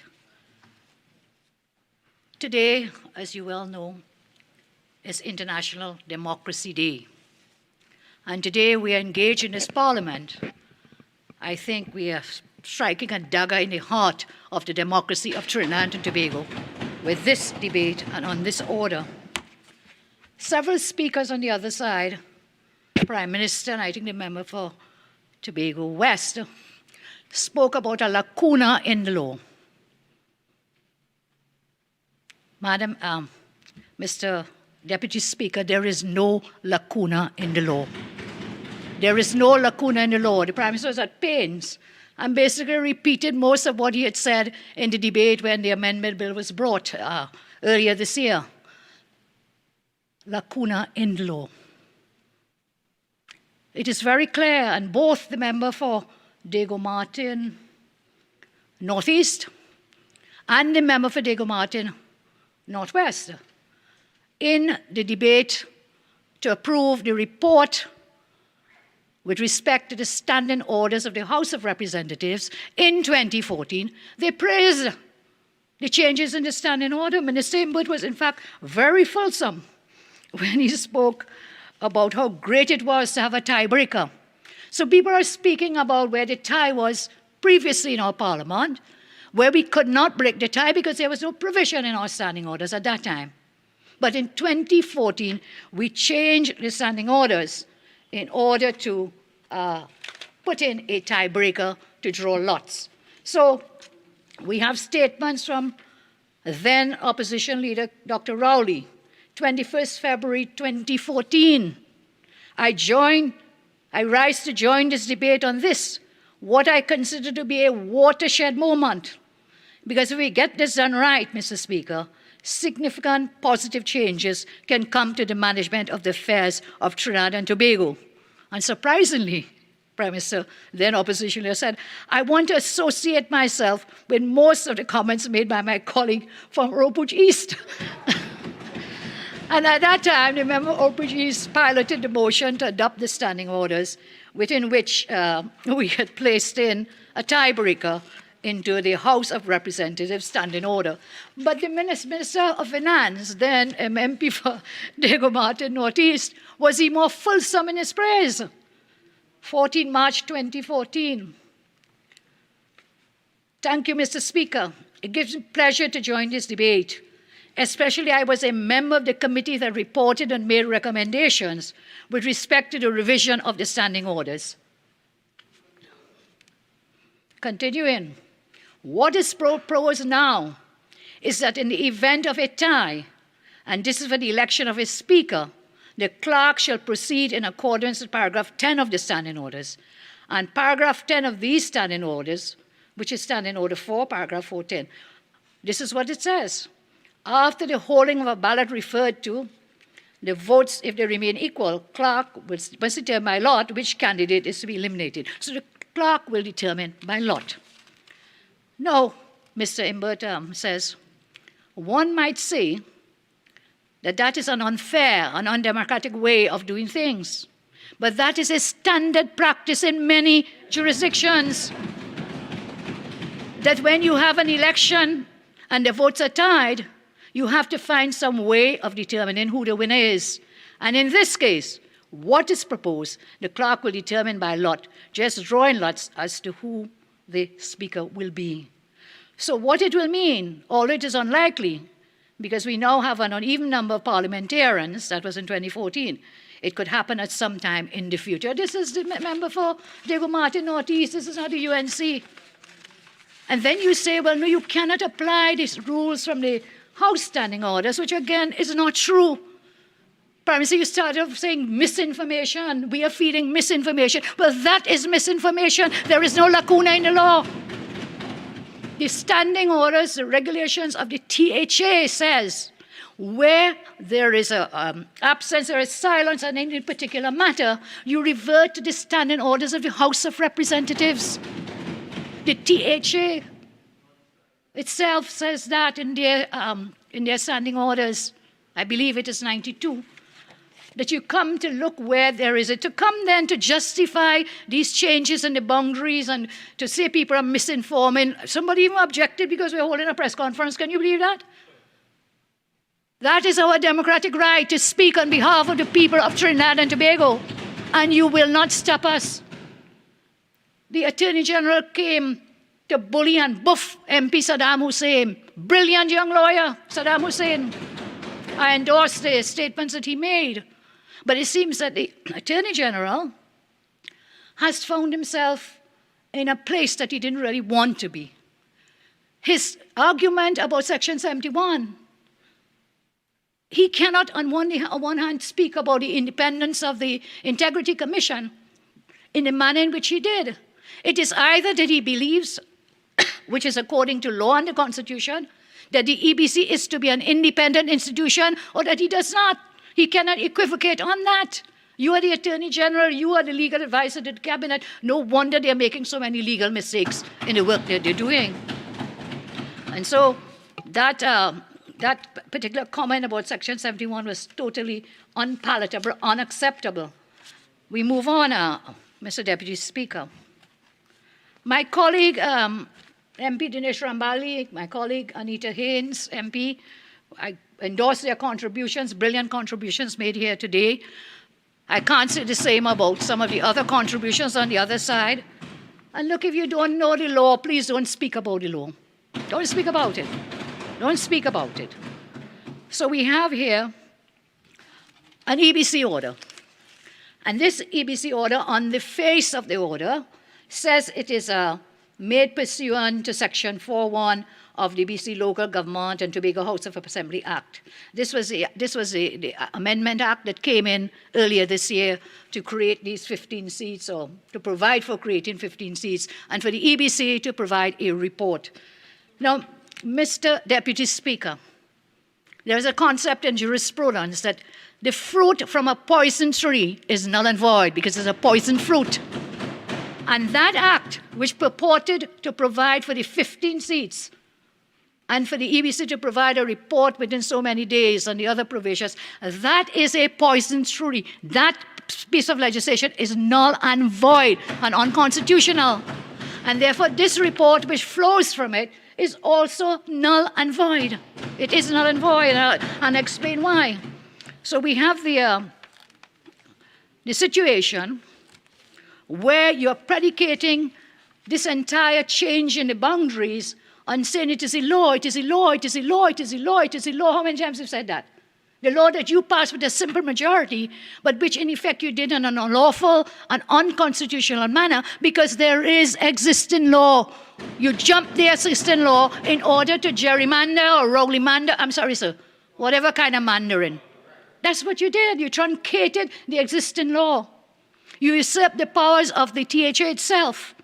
And in our law, the Speaker is the presiding officer here. For the THA, the presiding officer could not be elected. We know the facts of the 6-6 tie and so on, but you could have resorted, as I said, to the rules from our standing orders. Now, this order, in my respectful view, it is irrational. It breaches the protection of the law principles, and it defeats the rule of law. And that is why this order is subject to cut down. The AG is saying, oh, judicial review where? Well, I'll show you, AG, because it seems as though you have stopped keeping abreast of the law. You stopped keeping abreast of the jurisprudence on what the protection of the law means. The protection of the law means protection of the citizen from irrational actions, from arbitrary actions, and the unreasonable exercise of discretion. Mr. Deputy Speaker, I think of nothing which symbolizes irrationality and arbitrariness as does this EBC order. There is a case, Mr. Speaker, if you'll permit me to quote from it, a recent case from the UK Privy Council.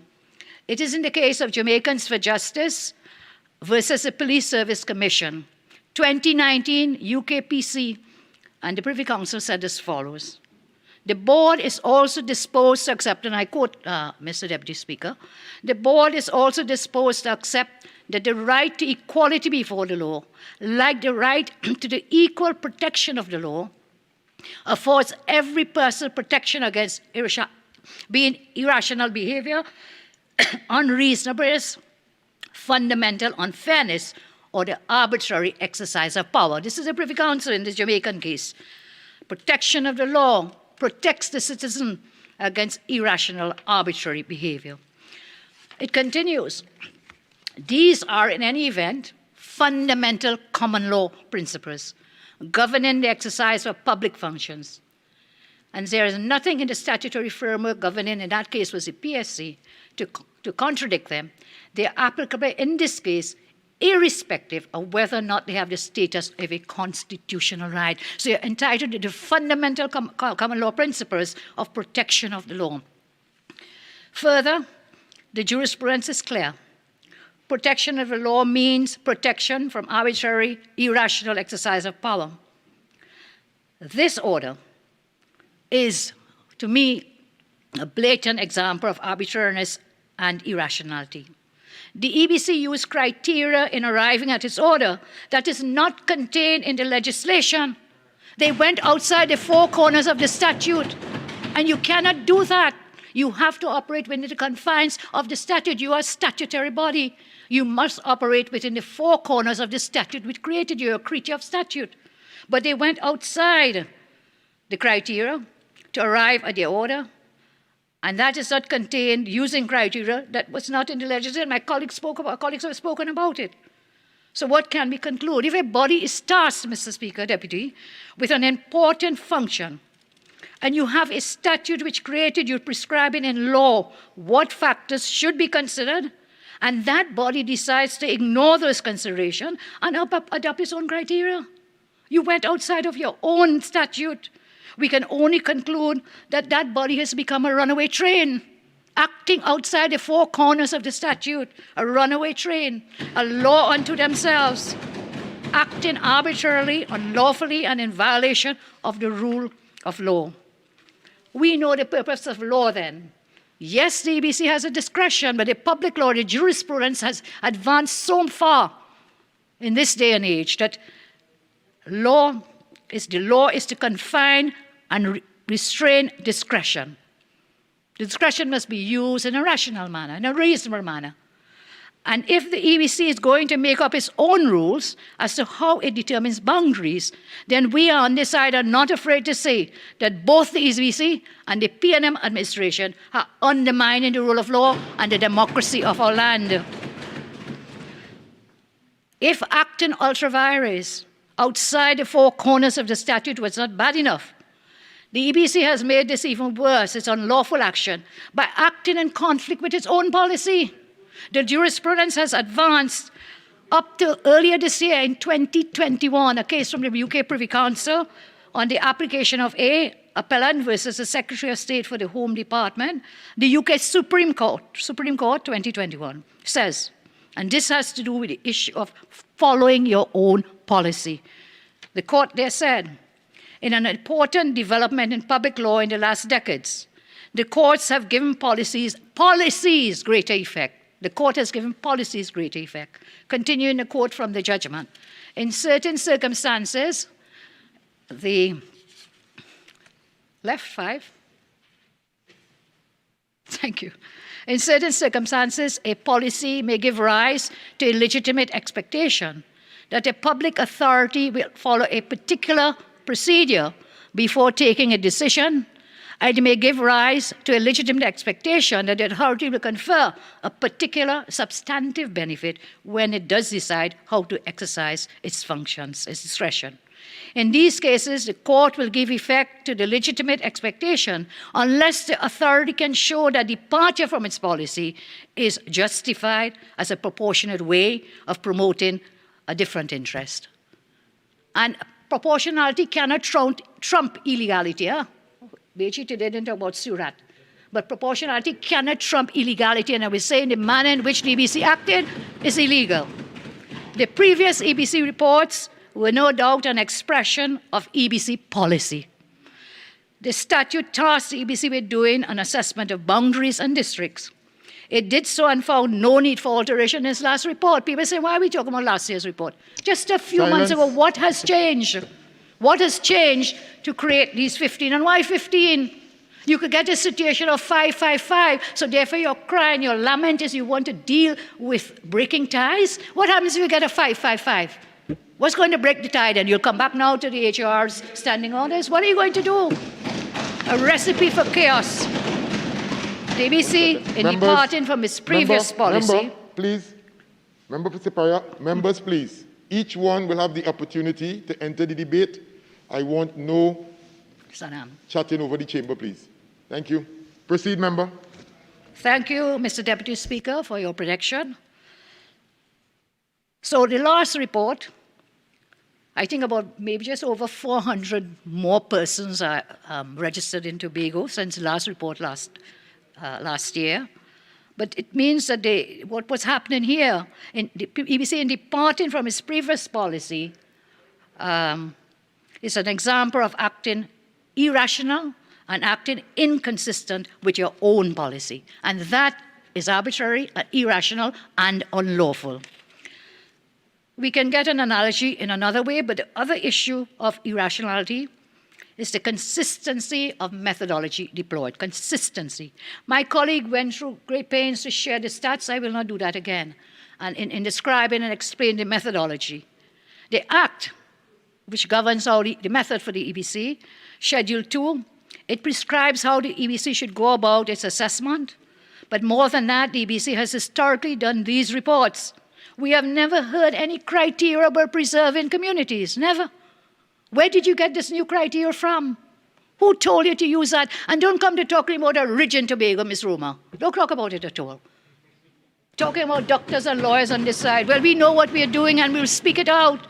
So you want to come about a ridge in Tobago. Where's the zip line? We could find the zip line? Can anybody find the zip line in Tobago? Not till today. Come here, self-righteous words in this parliament. And so we have consistency of the method deployed by the EBC. It is unknown to law and unknown in practice. The policy, the method to be used. Where did it come from? Did someone instruct the EBC to use this preserving communities? My colleague has said it's not a concrete wall that we'll put up. A boundary line is an imaginary line. He gave the example of Kuva and Shoguanas. So it's not a concrete wall that will divide you and you can't cross over the wall. So who came up with this? How did it come up with this criteria? You're going outside the four statutes of its four corners of the law which created your work and your method. And so the new criteria of preserving communities may have never been used before, but the previous reports, sir, none of them used that criteria. Why are you doing it now? And you were handcuffed by the cabinet and the parliament. In this parliament, the majority of the PNM cabinet in this parliament, you were handcuffed because they told you in this simple majority law, they said, look, you must provide for 15 seats. So you were handcuffed that before you did anything else, before you used any other method, use any criteria, you must find 15 seats. By hook or crook, go find 15 seats. Is that rational? Is that legal? And we are saying no. So there are no questions, sir, that elections are the bedrock of democracy. Member, you have 2 more minutes. I thank you, sir. I thank you. No question. Elections are the bedrock of democracy. The EBC and any authority vested with managing elections must embrace democratic norms, values, and conventions. That has not happened here. Our Constitution, its preamble at the very start, says we are a sovereign democratic state. And that has consequences for the rule of law, protection of the law, constitutional rights. This order breaches all those protections of the law. So gerrymandering, manipulating boundaries, inappropriately influencing the EBC to win an election is wrong in law. It is conspicuously unfair. And this order is one such that is conspicuously unfair in the manner in which they arrived at the order and the method they used. So, Mr. Deputy Speaker, we reject outright this EBC order. And I have no doubt that when challenged in the courts, that this order will be struck down by the Supreme Court of Trinidad and Tobago for several of the reasons my colleagues have already shared, and some I have added to at this point in time. So thank you very much, sir, for your time to address the Parliament on this order. Thank you. I recognize the Honourable Prime Minister.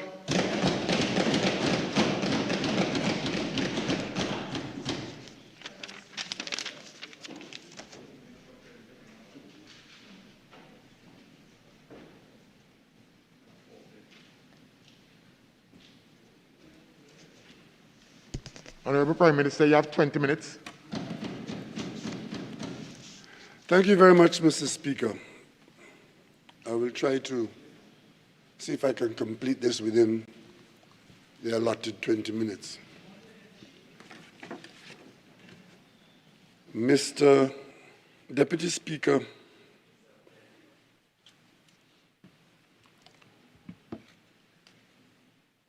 we have just been treated to the effect of being led from behind.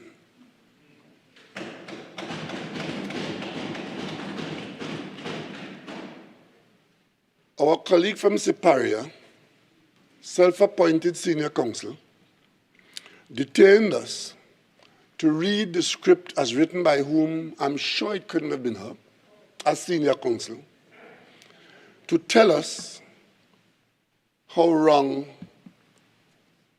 this motion is.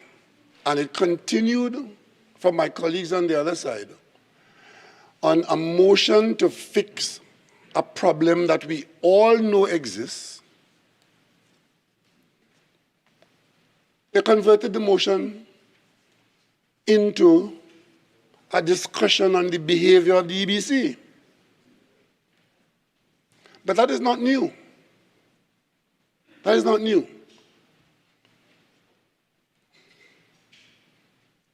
When the EBC appointed a CEO a while ago, I first saw that in the newspapers. But then it was in the newspapers because the very said friend of ours from Siparia and colleagues were up and down the country bleating that the head of the EBC was appointed by the government and was a niece of the member for Talparo, Talparo. Again, Mr. Speaker, Mr. Deputy Speaker, that was not true. It was not true.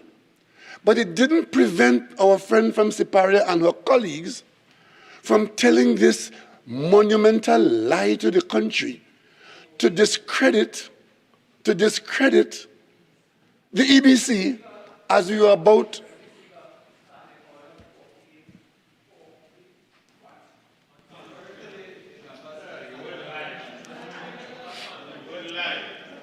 Members, please.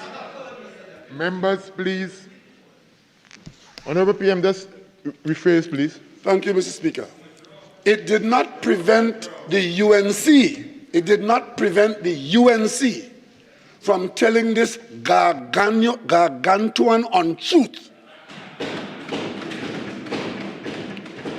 that somehow the government had placed a minister's niece to run the EBC, and it was going to do all the things they say here today about the EBC undermining democracy. It mattered not to them that it wasn't true. But as our colleague from Tabakit pointed out to us today, that kind of behavior is not about truth. It's not about fact. It's not about helping to solve a problem. It is simply to create doubt. Create doubt. That is the phrase in which they live. That's how they conduct their business. That is how they serve in the House. That's how they talk to the country. It's all about creating doubt. Today, I had to bite my tongue when they come into the Parliament, Madam Speaker, to talk about $400 million spent on Train 1 LNG, because they know it's not true. I know it's not true. They know it's not true. Madam Speaker, 48-1. 48-1, please. Why don't sit down? Minister. Prime Minister, please remember the ambit of this debate. Remember what? The ambit of this debate. But I came here in the proper ambit. It's relevant because I am saying that your modus operandi is about creating doubt. The entire presentation from every single one of my colleagues on the other side today in attacking the EBC is to create doubt. That's what they're trying to do. And to do that, they had to attack the EBC so as to attack the process, so as to attack the outcome. And I'm simply saying, Madam Speaker, it is not a singular action in a singular situation, it's a habit. Because I could have told you here today, Madam Speaker, that we spent no $400 million on LNG plant number 1. It was $23 million US. But they in their pattern of creating doubt, NGC issue. In their pattern. Prime Minister, there's member for Couva South. Member for Couva South, I'm standing. Prime Minister, there's an objection on Standing Order 48-1. I uphold the objection. Madam Speaker, I hope you won't uphold an objection on my thesis that the opposition is about creating doubt. And Madam Speaker, in creating doubt, the senior counsel from Siparia spoke about 3 parties getting 5 seats each, and that could create deadlock. So therefore, 15 seats does not solve the problem we're trying to solve. Madam Speaker, let me take you into the future. Since they took us into the future because they know the PNM going to win the election, let me take you into the future too. 3 parties, each winning 5 seats, and the deadlock. If a motion is put by one of those parties with 5 seats, and another one with 5 seats vote against it, that is 5 and 5. And if the other one with 5 votes against it, 10 is bigger than 5. There's no deadlock. And if a motion is put by one of them, and they vote for their motion, and the other 5 vote with that motion, that is 10. There's no deadlock. That's a majority. So how could 5-5-5 guarantees a deadlock? And that is a thesis from the Superior Senior Council. Madam Speaker, I have heard from my colleagues on the other side today, and I simply want to ask them a question. Are you saying that the boundaries that are before us in this note, in this motion today, are boundaries that were drawn by members of the government, the cabinet, or the Prime Minister? Or are you prepared to accept that there's an independent commission with a board, a number of commissioners, with management staff, And it is they who went on the instruction of this parliament and did what had to be done with respect to preparing those boundaries. Madam Speaker, the only answer to that can be that nobody in this government had anything whatsoever to do with any one of those boundaries.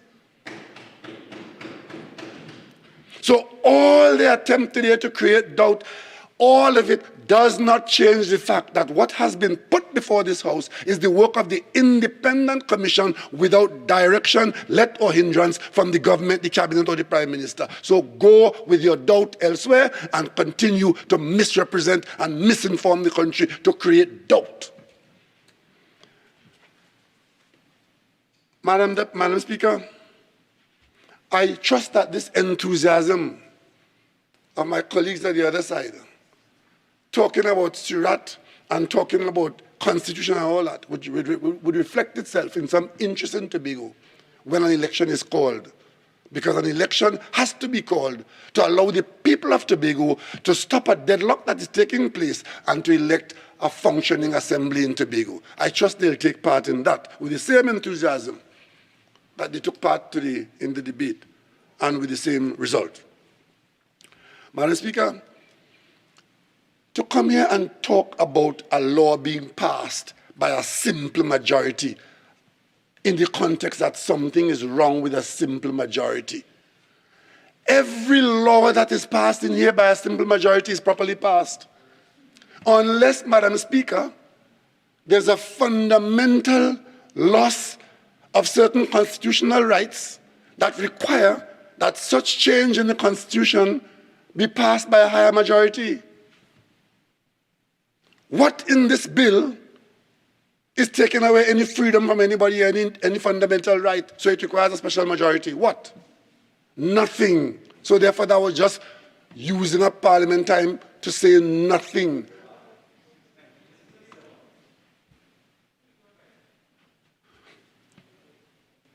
It appears as though the opposition is very convenient. Today, one of my colleagues went over there and spoke passionately. We are the opposition of Trinidad and Tobago, and said silently, except when there's an election in Tobago. The only time you are not the opposition in Trinidad and Tobago is when an election is called in Tobago and you're absent. You're rather to be the puppet master than to be the candidate. Stay in Trinidad and pull strings in Tobago, whether it's TOP, Bottom, PDP, whoever, pull strings. And then come to the Parliament when there's a matter before the Parliament and talk about you are the opposition in Tobago. Well, since you are in the opposition in Trinidad and Tobago, pleased to meet you in Tobago anytime, anywhere, anyhow. And of course, Madam Speaker, talks about cherry picking. Talks about cherry picking. And my colleague from Barataria San Juan make a long song and dance that this came to the Parliament in the wrong time frame because the 15 seats were mentioned before the election results, and therefore it could not be as a result of the Joint Select Committee work. Madam Speaker, this matter of 15 seats for the Tobago House of Assembly goes back to 2014. 2014, in consultation, Tobagonians speaking to Trinidad and Tobago in Tobago. And the matter that came before the Parliament is recommendations. And I dare say, it is said that the EBC in December last year said that there was no need for any additional seat. Firstly, even though the EBC is an independent body, the function of the EBC is to make recommendations to this House. And any recommendation they make to this House can be changed by this House. So don't come here and waste the Parliament time and talk about what they said last year, when the Parliament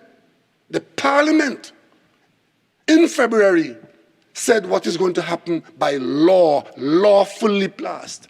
And you know, Madam Speaker, we need not detain ourselves here any longer, you know. That read thesis of the colleague from Siparia about going to court, I trust that you will go to court, because the PDP also promised to go to court based on the advice of the UNC in January. The whole country was told by the PDP. Madam Speaker, 48-6. The whole country was told by the PDP that they were going to go to court on this lots matter. Madam Speaker, let me clarify for Senior Counsel for Siparia why there is a lacuna. In the matter that they quoted from liberally, all the Hansard they quote what Imbert say, what Rowley say, what this one say, we were talking about the law as it applies to the parliamentary elections. I want to draw to the attention of self-appointed Senior Counsel from Siparia that there is a Tobago House of Assembly Act that specifically spells out how things should be done in the THA. And therefore, when you talk about follow the rules of the parliament to draw lots, that can only happen if there is in Tobago no provision for certain things to happen. In this case, there is a provision for how you appoint a chief secretary and how you appoint a presiding officer. So there is no question of no provision being made. And it is because there is a provision that you couldn't draw lots. And that's why the PDP disregarded the advice of their leaders and didn't go to court as they had threatened, because some other lawyer pointed out to them that there is a provision for electing a presiding officer. And if you all can't agree to elect a presiding officer, that is not a problem. It is for you to elect. It says how you can do it. And if you choose not to do it, because they could have done it on any day, they could have done it. They're 6-6, and they couldn't get a 7th person and be a 7-5. And because you couldn't do that, that didn't vitiate the law. So when you're going to give yourself silk, you have to understand the law in its detail. It is precisely because this is the situation why we are here today and why the Chief Secretary from January is still in office today legally. Because as long as they could not elect a presiding officer in the way that the law provided, they could remain there for 4 years until the next election comes after the time has expired. And we don't want that. We are saying that they should go back to the polls and fix it so that they could have a proper functioning arrangement in Tobago. That is all, Madam Speaker. So this coming here and trying to read law to confuse us, words, and no meaning and are of no effect.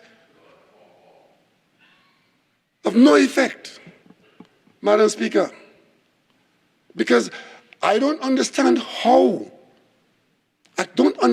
my colleagues could prepare to come and take part in an important debate like this and not make a single valuable point, not one. All about accusations.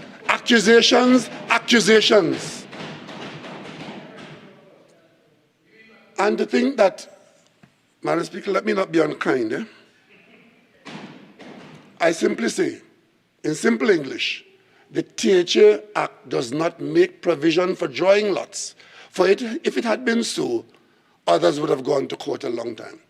And since we are proceeding today, with the support of the government to pass this matter, I expect that all those who boast that they have courthouse closed, you will go to the court and see if you can get the court to agree with you, because your colleagues in Tobago didn't agree with you. Madam Speaker, I am quite pleased that we are this far along. Tobago has been without a properly constituted assembly for all of this year. We have taken the steps through the Parliament to amend the Act, to direct the EBC, to do what has to be done.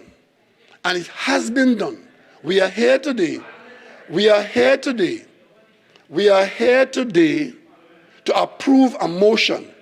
I have no doubt that what is happening here is that the minority is saying that the view of the majority is something bad, is the cabinet and the government want to do it. The fact that you don't agree doesn't make it bad. It means that you're the minority. You've had your say, and now the people of Tobago will have their way, and Madam Speaker, I beg to move. I beg to move.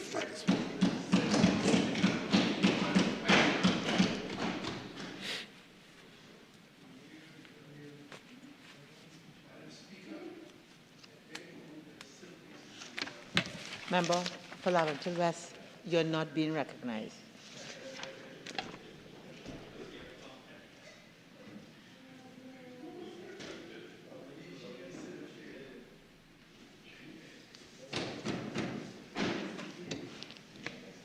Honourable members, the question is, be it resolved that the draft of the Elections and Boundaries Commission, Local Government and Tobago House of Assembly, Tobago Order 2021 be approved. All in favour say aye. Aye. Any against? No. Honourable members, a division has been called for. We will wait for 3 minutes to allow for members to make their way to the chamber. As we are familiar with now, members who are not in their seats when their names are called will still be allowed to vote once the count hasn't been taken. So that we await the 3 minutes.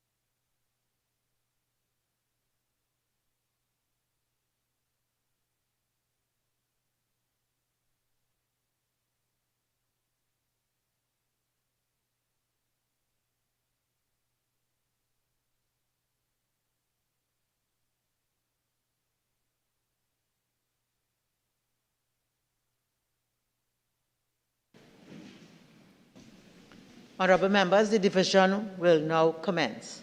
Members are reminded that even if the clerk has already passed the member in the usual voting sequence, once a member is present in the chamber before the division is announced, he or she will be allowed to vote. Mrs. Robinson-Ridges? Aye. Dr. Rowley? Yes. Mr. Alwari, Aye. Mr. Imbert, Yes. Mr. Young, Yes. Ms. Beckles, Yes. Mr. Hines, Aye. Mr. Dial Singh, Yes. Mr. Ford, Aye. Ms. Kudjo, Yes. Dr. Gatsby Dolly, Aye. Mr. Gonzalez, Yes. Mr. McCarthy, Yes. Mr. Cummings, Mr. Richards, Mr. Manning, Mr. Leons, Mrs. Morris Julian, Mr. Nobrega, Mr. Scotland, Mr. Monroe, Mr. Lee, No. Mrs. Prasad Bisasa, No. Miss Amin, No. Mr. Charles, No. Dr. Monilal, No. Mr. Pare, Mr. Indar Singh, No. Dr. Bodo, No. Mr. Hussain, No. Mr. Padarat, Ms. Haynes, No. Mr. Tanpu, No. Ms. Mohit, Ms. Benjamin, Mr. Rambali, Mr. Ram, Dr. Sitaran, Mr. Ratiram, No.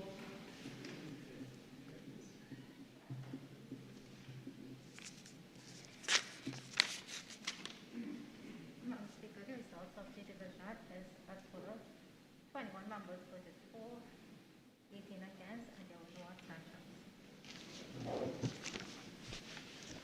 Honorable members, on a division with 21 members voting for, 18 members voting against, with no abstentions, the motion is carried and passed.